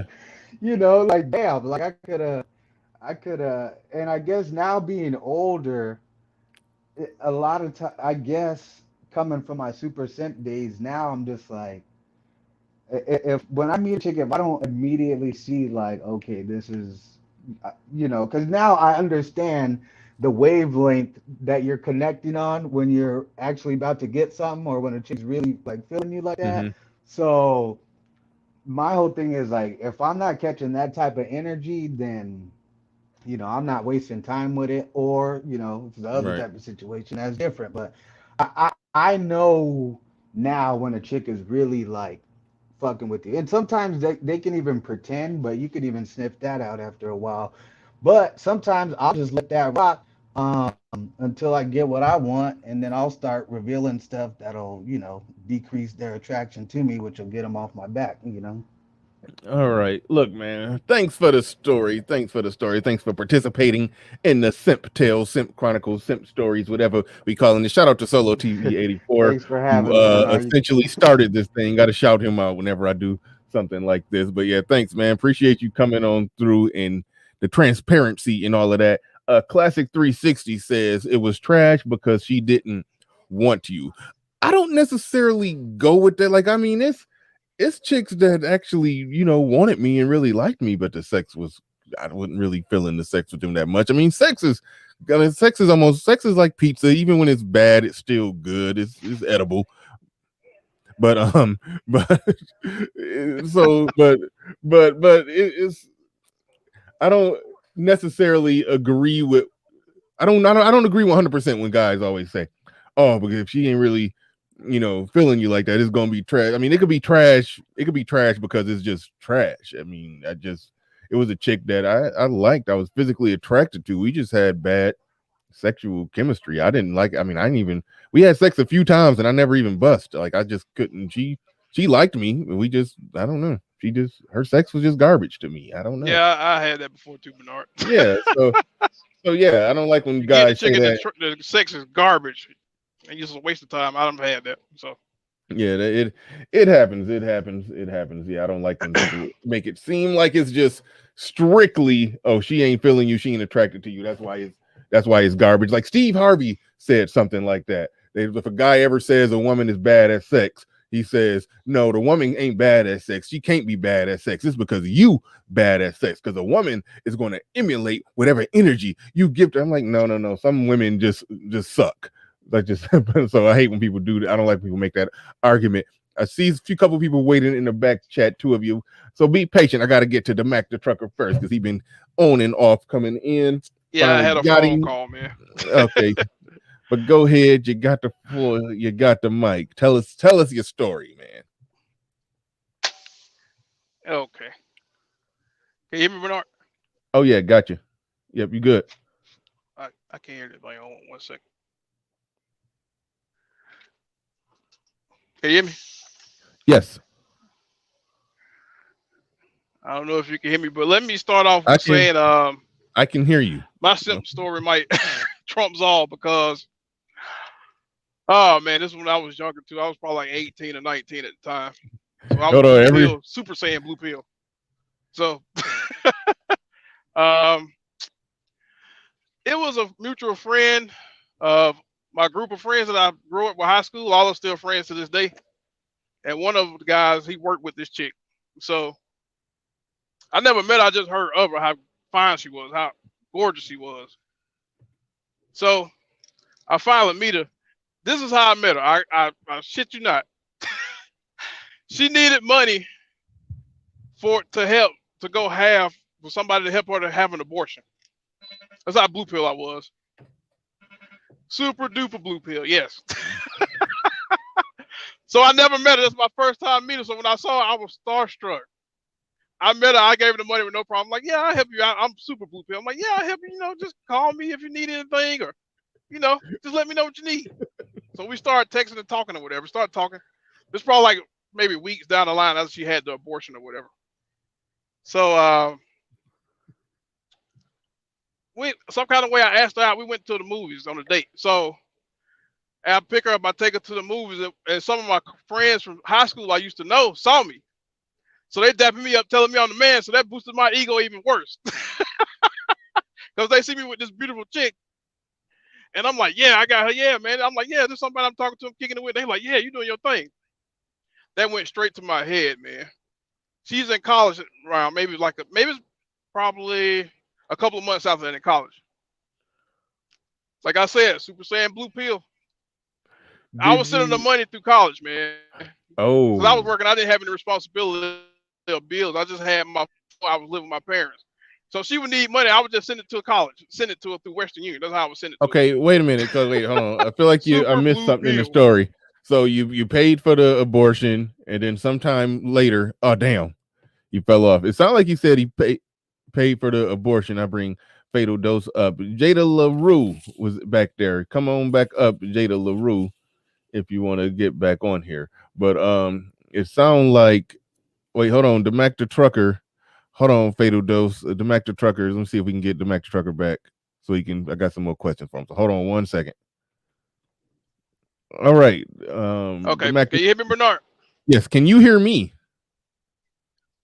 No, I couldn't hear you. That's why I had jumped down and jumped back in. I couldn't hear anything. But can you hear me now? Yes or no? Yeah, I'm getting a little bad feedback. Can you hear me? Yeah, I can hear you, but you don't sound like you can hear me. It don't sound like you can hear me. But go ahead and finish the story if you did catch that little bit.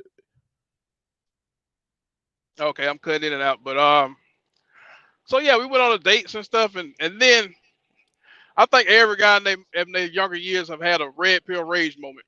So mind you, I said we was okay. I can hear you now. So we was all used to hang out. All of us used to hang out. Me and my friends and her friends. So we're in the club one weekend, and I see her talking to this guy. She didn't call me, so I just left out the club, man. I didn't let her know I was mad. So she called one of my homeboys. They were close because they worked together. And so I called him. I took the phone from him. I went off her. I cussed her out, called all kind of bitches and hoes and everything. Had a baby crocodile tears on the phone. I went just full red pill rage, man. So that's one of my simp stories. Like I stopped talking to her after that. I had that awakening moment, like she just used me, and I never thought about it. I never ever asked her for sex. I don't know why. I was just about to say, did y'all have sex? Yeah, so y'all didn't have sex at all. Bernard, we never had sex, and I introduced her to my parents. That's how blue pill I was. Oh shit! You introduced her to your parents, and you never had sex even with her. Looked at it, never smelled but it. You didn't even try to you said you really didn't try to have sex with her. You were just kind of just waiting for it to just so happen to happen. Naturally happen, yeah. So I was like, shout out to Alan Roger Curry. I had the possibility of thinking that I was going to get it without trying to actually go for it and get it. Yeah, man, that's my worst story. Yeah. You sound like you had when we couldn't hear each other. I was trying to cut you off because it sounded like you skipped a flight of stairs in the story because you went from paying for the abortion, and then I assume like was she living far further away? Did she like go off to college, or was it like she's in college like close by? Okay, I think he just froze up for real. Yeah, he froze up bad. So I'm about to move him out of the studio and put that back in there. Fatal Dose and Jada LaRue was trying to get on the air. What I was trying to find out from DeMac the Trucker is when he said he was just sending her money at college. I'm like, did she like go off somewhere to college? Like you weren't even seeing her and was sending her damn money. That's what I was trying to get figured out. But yeah, paying for an abortion, that's out there. I mean, you only pay for your own. You only pay for the abortion when it's your baby in there. Let that other man suffer. Let him suffer. God damn. Let me cut it out. That's wild. That's wild. That is okay, wild. I'm back, Bernard. My bad. Yeah. All right. What I was asking, did you she? Said I cut out. Go ahead. Yeah. Yeah, it sounded like she went off to college somewhere. Like there was some distance between the two of you. Yeah. Before that all happened, she was staying with her grandparents at the time. So that's when we went out and all that stuff. Then she went away to college, but the college was still in the state of Georgia, so it was an easy travel to go back and forth if I needed to, if I wanted to. But man, I was Western Union her money. She would call and blow my phone up like, I need your help.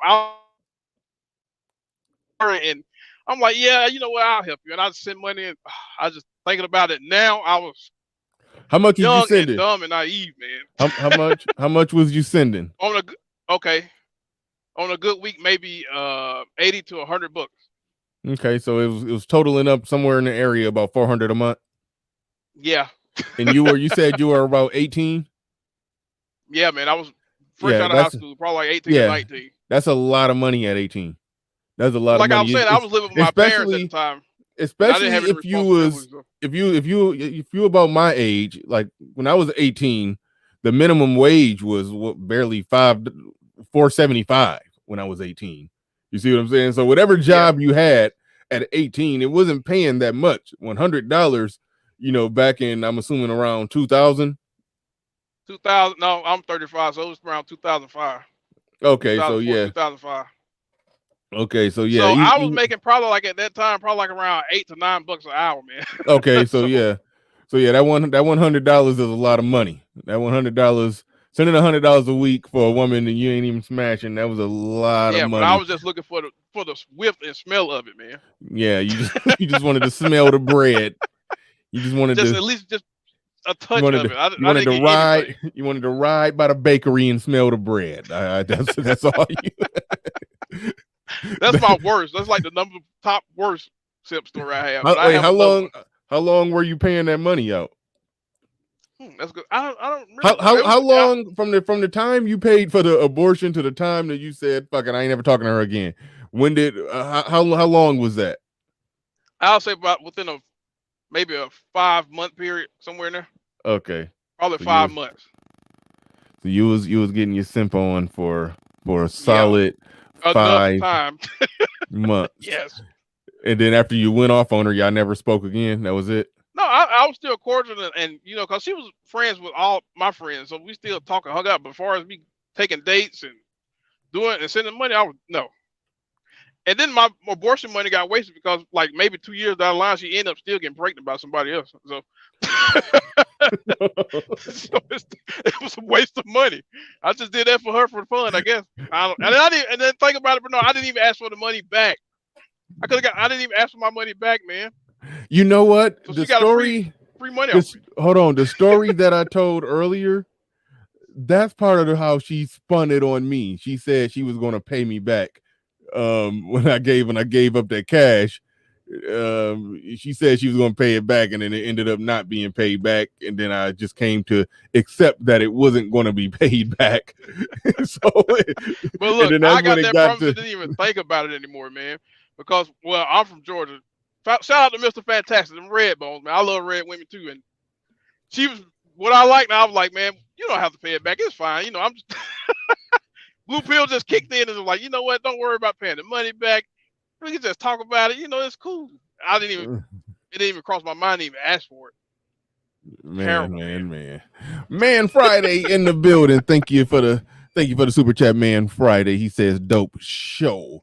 Simping is like being in a voodoo trance. Yes, it is, man. You got Mr. Shane Bitches says, damn, he was a simp prodigy. Thank you. Thank you for the super chat. I appreciate that. Look like somebody telling they so 800 for how much did the abortion cost? I don't know. I just I didn't even ask the cost. I think I gave her like maybe I think she had majority of the money. I can't remember because it was so long ago, but I think it was like 140 I gave her. Oh, okay. I just gave her 140 off the strength, man. Like here. Okay. That was funny if you would have just gave her $800. Abortion actually cost $300. She kept the change on you. I would have had a red pill spark if that would have happened. Like, no, I'm not. No. But 800. No. Ruckus says 800 for an abortion. Don't condoms cost less? Oh damn, condoms. I said a bad word. No, you didn't say a bad word. Condoms is a good word around here, but I don't know if you missed the beginning of the story. This ain't got nothing to do with condoms. He never had sex with this woman. He paid for her abortion with somebody else's baby. Somebody else's seed. Yeah, so somebody else's seed. I didn't even get to touch it, smell it, or look at it. I didn't even see it, man. So it wasn't me. Wow. That's my worst top sip story, but I got many. But and that lesson right there didn't even show me anything. That was my youngest days, man. That's my very first simp story, and that didn't teach me anything. It seemed like I just ignored that story and just neglected it. Yeah, I got simp story. This is a quick one I'm gonna throw out there. Well, Mr. Shane Vicious, you said some of the best money I've spent was on an abortion. Okay. Okay. All right. I mean, I don't know what to do with that information, but I mean, hey, yeah, okay. That's kind of tough. I mean, it's a okay. Some people are pro life, and I'm divided on it. I honestly am. That's why I don't beat up on black women about the high abortion rate, because I have a weird quality over. I don't even want to get into it, but listen, we know the outcomes of when when two people are together and love each other and working together and got common goals and they have kids. We know those kids turn out well. We know when somebody randomly get knocked up by some random motherfucker and the chick ain't a good. They don't conduct herself like somebody that'd be a good parent, and that dude don't conduct herself like somebody be a good parent. I mean, yes, numbers are great, but quality over quantity is a thing too. So I don't know where I stand on. So I stay out of the abortion discussions. So that's why when he say some of the best money I ever spent, Yeah, me too. Because I have my sense on that too. Yeah, because I mean, it's I like think the abortion is. Yeah, I'm divided and don't know where to go or what to do on the whole abortion thing.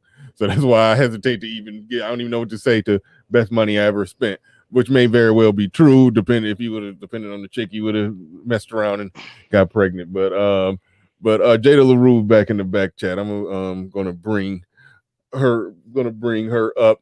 But funny what you said. Damn. I was just about to say something. Never mind. I guess I'll save that one. I was about to tell another little brief, short, simple story of a time. I can wait.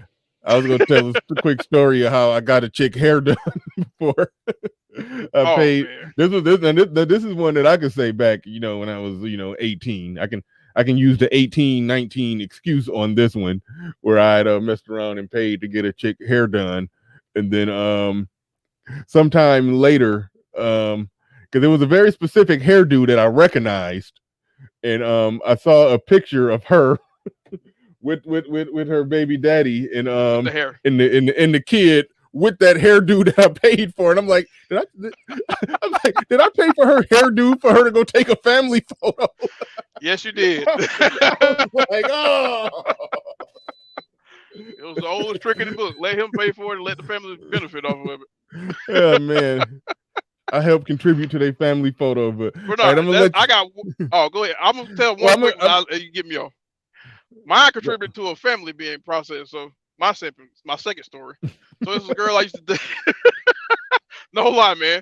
It kind of reminds me of that Simp story that O'Shea, shout out to O'Shea, that he used to tell when he was taking the cheeseburgers over to the girl and come to find out the boyfriend was in there.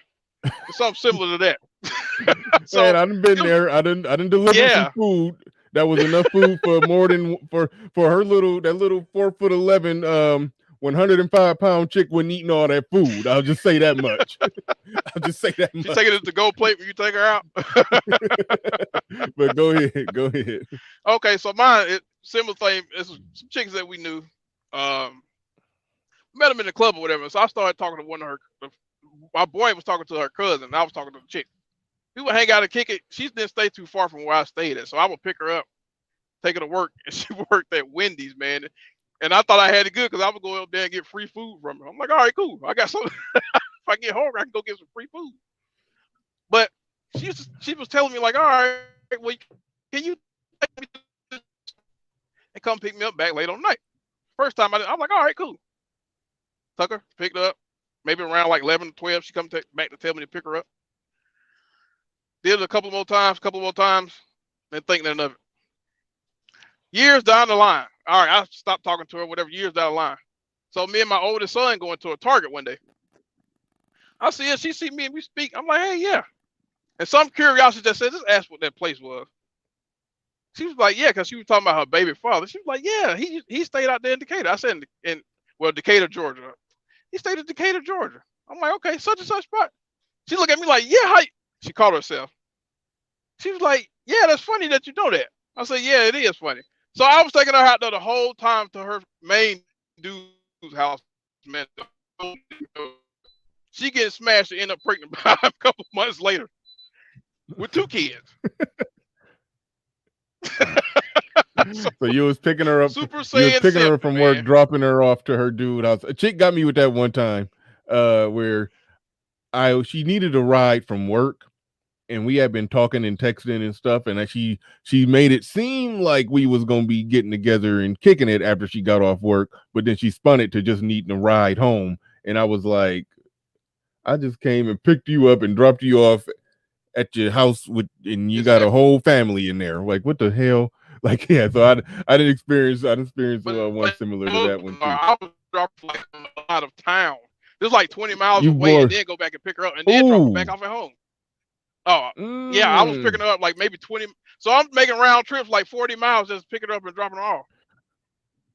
And this dude Yeah. didn't have to do any of that. Tony I Legion was said, doing did him she a make you favor the by guy? dropping her off. Did she make you the godfather of the kid that you that you Oh no, bro. No. you're I part saw of that the family, whether kids you later. know I it was or like, not. I told her, congratulations. I'm glad. I'm glad I could Yeah. contribute. I guess I don't know. All right, man. I got All plenty, right. man. But Yeah, no, I got some too. You made some of mine come back. Something I forgot. But but all right. I'm gonna let you go. We're gonna get all right, Jada thanks, bro, Bernard. LaRue. Yeah, thanks, man. Enjoy yourself out on that road, man. All right, I am, Peace. man. I'm almost at my delivery. I'll be listening in. All right. All right, peace. Man. Oh, them stories. Them goddamn stories. All right. We got Jada LaRue in the building. What's going on? Knock knock. Hello. Are you there? Mic check 1 2. Is this okay, let me double check. I know how to. Okay, no, this is actually a real account. Say something. No. Negative. I just heard. All right, going once, going twice. Something is going wrong with your equipment. Hello? Oh, there we go. My finger was on the remove button, but you just came in. Go ahead.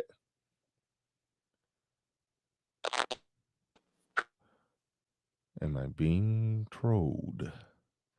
You were talking. You were saying something. Now you're not saying anything.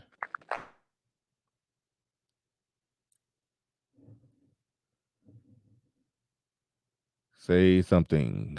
All right, giving you to the count of 3, 5, 4, 3, 2, 1. That wasn't the count of 3. All right, I'm gonna let you go. Drop out. Come back. Try to figure it out. All right. Them Mac the Trucker stories was wild. I don't know. I think Homeboy who almost got killed. Took the cake though. He wasn't exactly simping. That was just more just. Well, I mean, he was, but you know, the highlight of that story was the trifling chick. Yeah, her dude got out and she just let the dude get out and come and lay up in the house and didn't tell the guy she was banging while her dude was locked up. The guy she was banging, who had a key, mind you, she didn't tell him, you might not want to use that key. You might not just want to come in all willy-nilly and comfortable, just walking right up in the door. The baby daddy of the kid that you've been babysitting for me is out of jail. You might be in there in the shower. Now, I didn't get a chance to ask Homeboy. I think that was Snow. I forgot which one told that story. I didn't get a chance to ask him. Because this happens from time to time. Dudes who walk in on a woman cheating on them and they end up fighting the guy. And nobody takes the time to say, wait, hold on. Allow me to put my clothes back on and get all, before we wait. I know we're about to fight, sir. We're about to fight. I would like to get dressed. I would like to get fully dressed first. No, it's plenty of dudes have gotten to some butt naked. I know a story of a guy who got into a butt naked fight. He was the one messing with somebody else's girl. Some dude came in there and just swung on him on the back of his head. He had to get up and defend himself. So he was in a full-blown fist fight with a dude while butt-ass naked. It happens. It shouldn't happen, but it happens. I didn't get to ask in that story if he came there and that dude was in the shower. And dude busted out the shower like, "Hey, motherfucker!" And he said he took off running. Like, I'm just saying, was a wet, naked dude just chasing you outside, shooting at you with a gun while naked. I'm curious. I didn't get to ask that question. Was the guy naked during all of this while he chased you outside the house? That's what I didn't get to ask. Jada LaRue, you was in the back chat. I didn't bring you up. I was about to bring you back up and try again. But we are wrapping this bad boy up at 3:00. Oh, not at 3:00, at the 3 hour mark. Wrapping it up at the 3 hour mark. And also Pablo said it happened to my dad.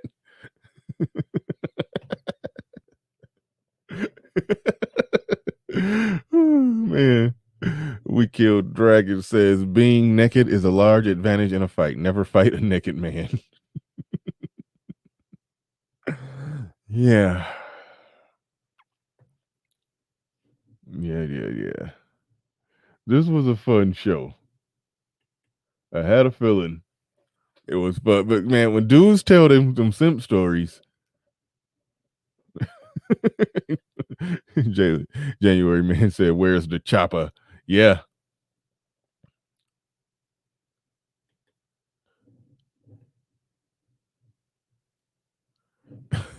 New said, "Did you stop and get her chips and make her feel comfy in the ride?" I don't know. Hold on. American Negro. He said naked gun. Shame on all you youngins that who's not familiar with the Naked Gun movies from 80s. That's probably early 90s. Late 80s or early 90s. I don't remember exactly when, but the Naked Gun movies was definitely funny. And yeah, that was a naked gun situation. He was getting chased by a butt naked man with a gun. There's no ifs, ands, or buts about that.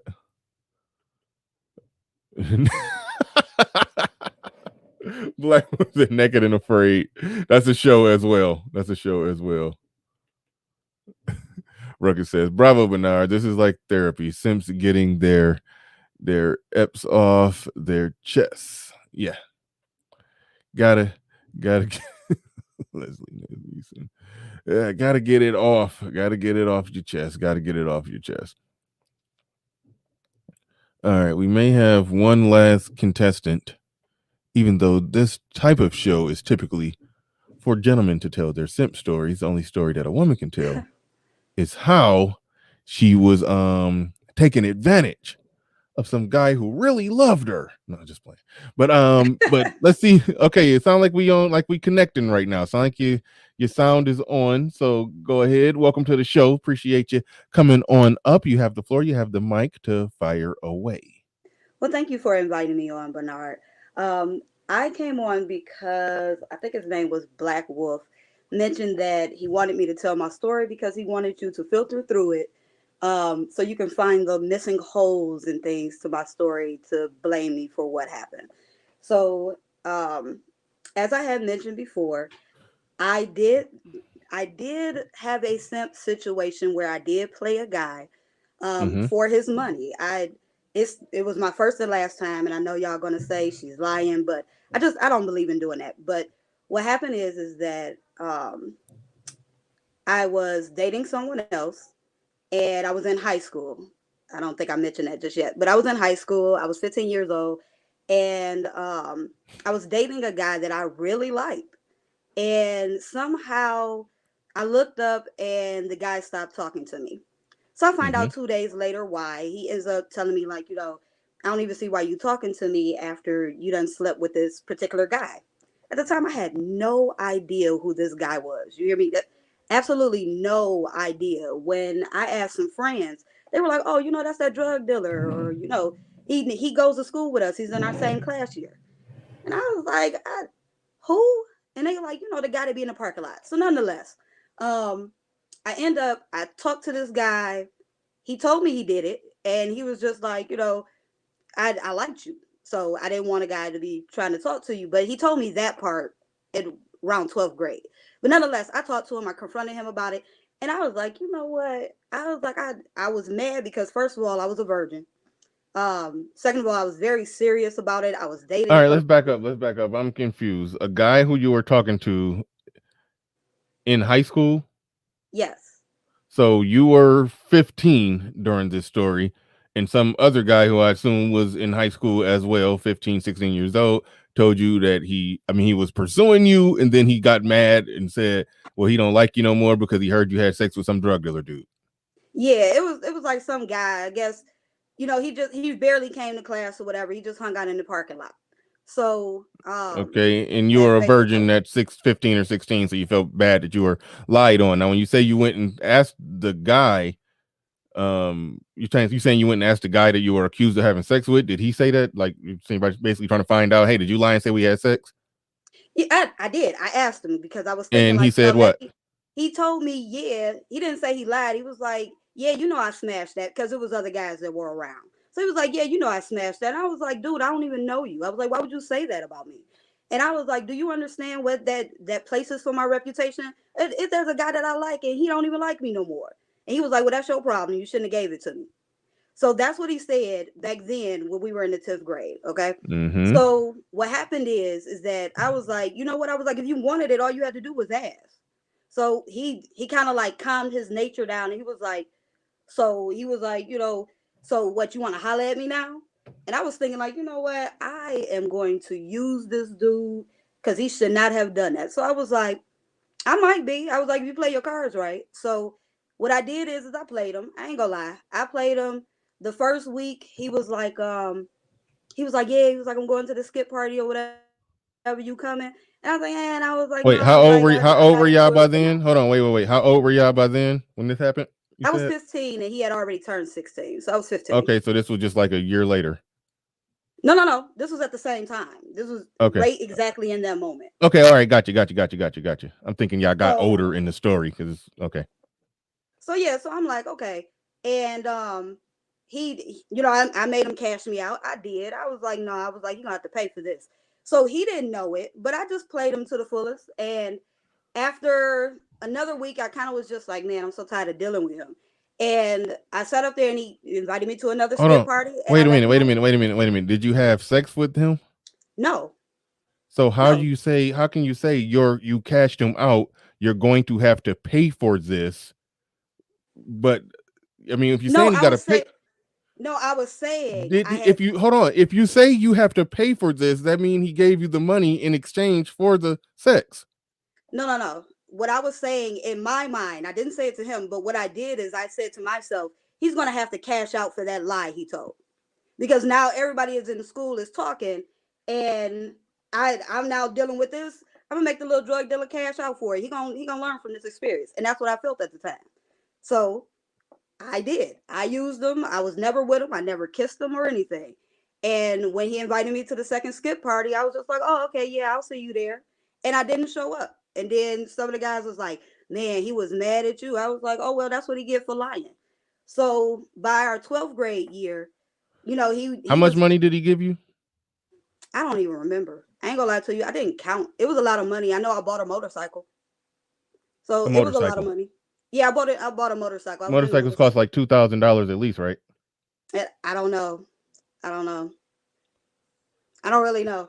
So I don't think it was 2,000. I think I paid way more than 2,000 for the motorcycle. So I just started buying stuff. I didn't really care because Okay. I All right. I was really Okay. mad. Time out. Okay.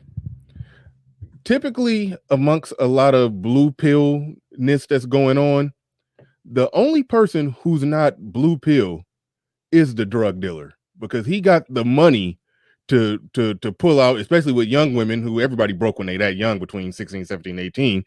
So he got he's the one that got the money to pull out what they really about. So I find it highly unlikely that a drug dealer who got money to buy motorcycles is not capitalizing on that. That just sounds very unlikely. Like That the drug dealer that got the money to buy motorcycles for chicks that he allegedly ain't having sex with. That do sound highly unlikely. I can understand it. I mean, I knew he was a simp from the moment he lied on me. So I was like, you know what? I was like, if he ain't gonna confess to the truth, I'm gonna use him. So I used him, and that it is what it is. I felt bad only because it just wasn't something that was normal for me. And I just decided, like, you know what, I'll never do that again, because it was kind of annoying. I had to deal with him, so it was kind of annoying. But Yeah, some people saying a motorcycle was way more than 2K. I was just counting a used motorcycle. I know yeah, because back in I'm assuming you're older, probably back in the late 90s, people was riding sprees. Was it a damn spree? no, I had a Ninja. It was so I mean, I don't know that much about motorcycles. I know you can find a used one for 2000, but so you saying this thing could have been upwards of like 5. Did he give you the money and you went and bought it, or did he buy it and hand you the keys and you got it with the title, the deed, and at 16? Yeah, okay, so I'm gonna tell you what happened. This is what happened. I This had a shit sound cousin, fishy and as hell. I'm gonna tell you what happened. Okay, Hold so on, real quick. While I'm gonna read some super chats while you come up with your story. All right, Ace in Space says, "Naked in a fight, man. I don't even go in the kitchen with my balls hanging out." Right on, right on. I can't. I was coincidentally I was fixing something to eat and I was in the kitchen naked and because and I had the knife and all the stuff in my. I was like, nope, I gotta go put some boxers on at least. You can't be cutting up stuff on the cutting board with your dick in close proximity. It just didn't feel comfortable. So yeah, I definitely feel you on that. King Dodongo in the building says, "Send in 1999. Great show. Appreciate it, man. Appreciate it." Yeah, see why Black Wolf requested that you come up here so I can in real time pick holes in the story, because it just sounds and very fishy. It Spies, sounds it it's fine, sounds very fishy Well, for on so I'm gonna many tell levels. But hold on, wait a second. The Mac Trucker in the building. He says, "Is this a story about how she got the bag?" no, Apparently. this No, is you not. did get the bag. If you got a whole damn $5,000 motorcycle and a bunch of other stuff out of the deal, like how long was he Is this is buying how stuff you for get the you? bag? I thought getting the bag was like a long-term thing. Like you And you that actually depends on bag who you're it for a long talking time. to. It depends on who you're Got talking you. about. It depends Okay. on which one of the content creators you're following. It could it Okay. could be it could be a long-term thing. It could be marriage and white picket fence and the whole dream, or it could just be a Birkin bag. It could be a fucking grocery bag, depending on how low tier you are. If you're getting a grocery bag out of a nigga, you did something. So I mean, it's whatever you can get, if you depending on what content creator you're talking to. But Okay. but okay, the Mac the Trucker is okay. Shout out to the Mac the Trucker. Um, yeah, 4K, 4K as a 16-year-old is a bag. Okay, how long was he allegedly buying stuff for you? How long? It was almost 2 weeks. I mean, like I said, with the motorcycle, I called my cousin Pat and I was like, "Hey Pat," I was like, "This guy from school, I was like, he a drug dealer, but I want him to buy this motorcycle. So will you go with us?" So we went. I don't know what all the whole details was. I picked out one. I got it. I brought it home. My mother was pissed, but I mean, I got it. So after that, it was kind of like, man, I don't want to deal with the guy no more. It really is annoying because I just wasn't into those type of guys. So I was like, okay, well, the next time you invite me to something, I'm gonna leave him hanging, and I did. So by 12th grade, and I told Black Wolf, I was like, look, I'm not coming up here unless the guy agrees to come up here too. If I hit him on Facebook and he said he'll come up here and talk, then we'll do it. That way, y'all get both sides. Because honestly, that's as far as it went. I didn't sleep with him. I didn't do nothing sexual with him at all. I didn't even kiss him. The most he got out of me was a hug. That was just it. Did And this guy did he have a lot of women? I presume no, he didn't. no, he didn't have a lot. He had like a couple of girls, but they kind of were using him for weed. So I don't know if that count. Yeah, I know, but the drug dealer who got money like that to buy somebody else $4,000 to $5,000 motorcycle and some other shit, that's normally somebody who got a certain amount of, um I don't even know the right word, the right amount of oomph in him to where he ain't gonna be just that much of a complete punk with the women. So I that's don't why the story just doesn't sound believable. It's a such I thing don't as know. a His brother was it knowing his brother as I got to know them every now and then. It seems his brother was more of the top notch type of guy. So I don't know. Maybe that's how he was able to get more, because I thought he was like a little corner boy street dude. I didn't think he that you really know was what, about and nothing. the type of drug dealer that it sounded like you was talking about is like the nickel bag king. Some of them be weak and they just be having chicks. They selling weed just so they could be looking like the dope boys, just so they could be looking like the big Right? drug Yeah. dealer with the money, but really they just got women just hover around him just so they could smoke for free, and he ain't even making a profit because a little bit of money that he making off nickel bags, he basically breaking even because he's sharing all his weed with women. So that's the weak drug dealer. But the drug dealer who got you know, $5,000 laying around that he could just spend on a chick that he ain't even had sex with. That's the drug dealer that probably got $50,000 laying around somewhere. And that guy, if he got it in him to have that kind of money laying around somewhere, he normally ain't somebody who's just that much of a punk. So Yeah, that's why your story does not sound I plausible. But can't I'm tell not. you how I'm it. not. I can't tell you how it went for it. I know his brother was a bigger time person, but other than that, I didn't really try to get to know him. So I can't really give you no details on what his backstory is. Mm-hmm. All I knew is he was. They like he the guy directly when I asked who he was because I didn't know who he was. When I asked, they was like that's the drug dealer that be in the parking lot. That's all I really knew. So when I walk past, I mostly see him probably passing off something to people, but I'm not paying attention because I don't really care. But nonetheless, that's just how it went. I didn't do anything with him, and Mm-hmm. Mm-hmm. I just kind of, I felt bad. Again, I only felt as bad to say that I know that's part of something that I did in my history. Outside of that, I don't feel bad. And when he hit me up in 12th grade, and I don't mean like by phone or whatever. I mean he walked up to me in the 12th grade and was talking to me or whatever, and he was apologizing and asked if I would give him a chance, and I was like, absolutely not, absolutely not, and I walked Mm-hmm. away. So that was it. He Mm-hmm. apologized. Um, he apologized for lying or whatever, and I appreciated that part at least. But I still didn't feel bad for making him have to cash out for that. I felt that was his own fault. He shouldn't have All lied right. on me, and I was very hurt by that.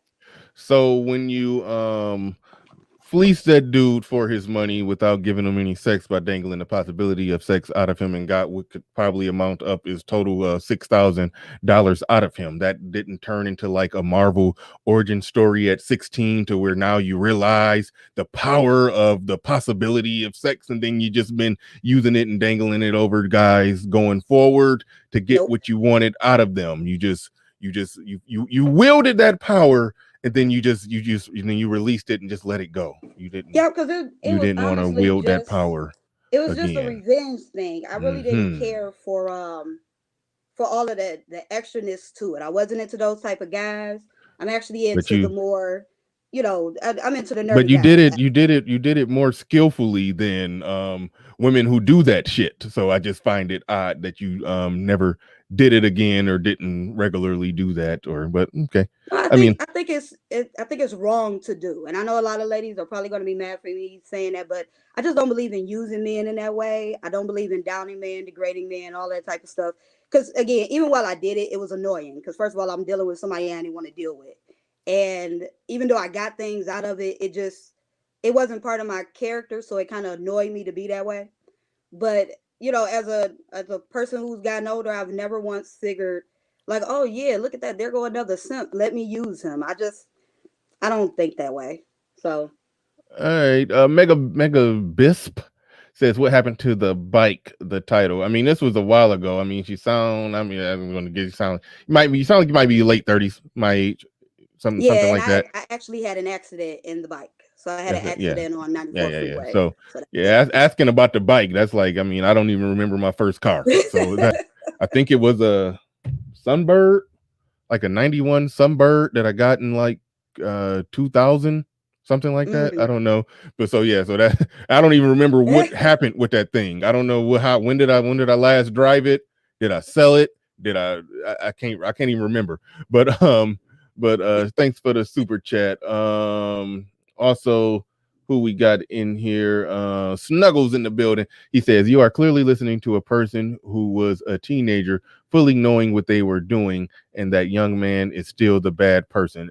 Interesting. Yeah, that is kind of true. Him lying on his dick is not a bigger crime than you doing what you doing what you did if you got a whole damn title to a vehicle out And of you the know what? That's the same situation. thing that Black Wolf was saying. That I'm is a like, I good never point. said I wasn't a bad person. I just said I got I got a end to it, even though I didn't enjoy it after the fact.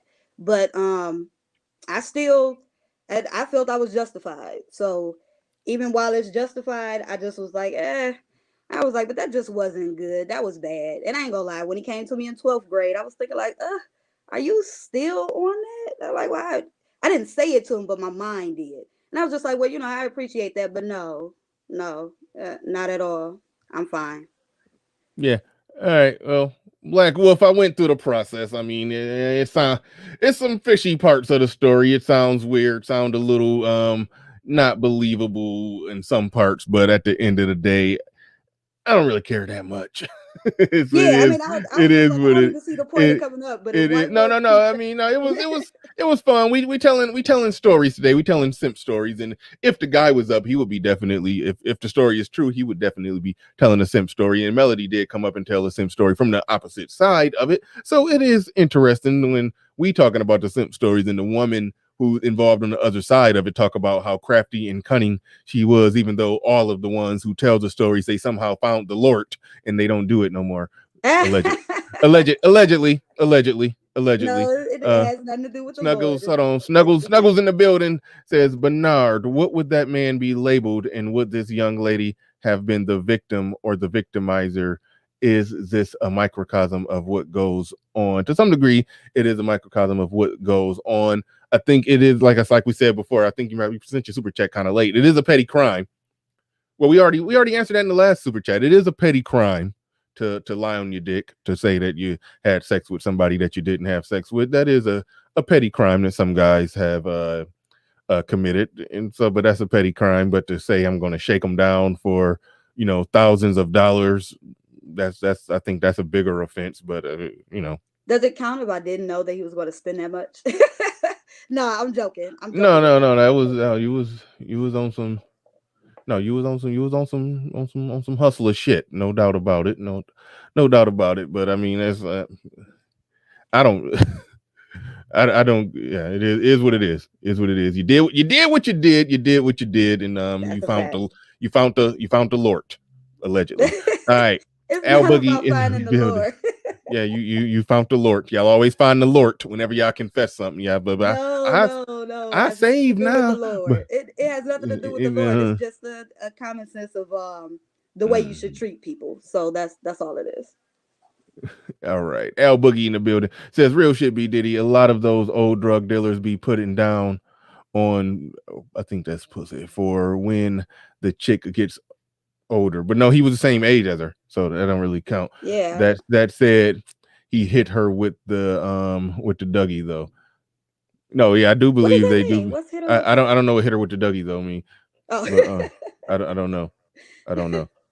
But all right.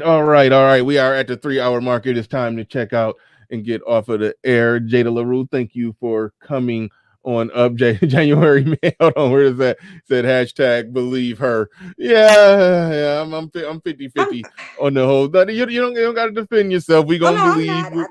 We gonna Hey, believe what we gonna believe. I'm it 50-50 doesn't on the matter. whole story. Some aspects of it doesn't exactly sound plausible that somebody the guy in high school who got thousands upon thousands of dollars from selling drugs is normally somebody who move a little better with the ladies. The guy who stopped dealing with you because you allegedly had sex with the drug dealer, that's the type of guy who don't know how to exactly move with the ladies, because if he was moving how he's supposed to be moving, he wasn't supposed to give a damn that you had sex with the drug dealer. He was supposed to just go and try to get what he gonna get from you, and that's that.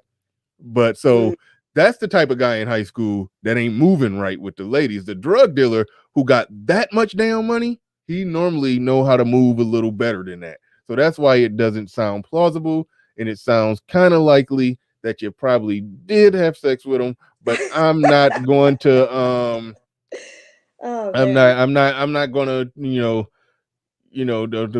tie you up in an interrogation chair and force a confession out of you. I'm just tell you what I believe. I'm fitty on the whole It's story. understandable. I think It's most of the understandable. chat is, and it is what it is. But I'm gonna let you go and drop you down. Thank you for coming on up. Appreciate you. You did come up and was peaceful and respectful and didn't get out of pocket, even though don't nobody believe your ass. So thank you for being decent. We appreciate you. All right. No problem, and thank you for welcoming me up. Enjoy Yep, your yep, day. yep. All right, y'all. We about to get out of here and wrap this bad boy up. Yeah, the Mac the Trucker said she full of it. Was the next month Bernard will hold the first annual symposium. Man, y'all throwing some new ones on me there. I haven't heard symposium. I haven't heard Symposium. That was a new one. But hey, thank y'all. Look, this was a fun show. I had a feeling it would be. A lot of people came up and told very, very good stories, very good simplified stories. Shout out to Solo TV 84 who started the Simp Tales or Simp Chronicles. I forgot what he forgot what he called it, but he started this bearing your soul on YouTube about all the hardcore diehard simpery that you have engaged in. So I'd like to thank everybody who participated in this and came up, and even those of you in the chat who didn't come up. Some of y'all told some of your stories. We do got 248 people watching and 254 on the likes. A lot of people hit the like button, so I do appreciate that. Shout out to everybody who super chatted, I don't even know if I got any cash apps today, but shout out to all of you who contributed to the show in any way that you contributed to the show, even if all you did is hit the like button. Shout out to you. Appreciate every one of you. We are out of here. Peace.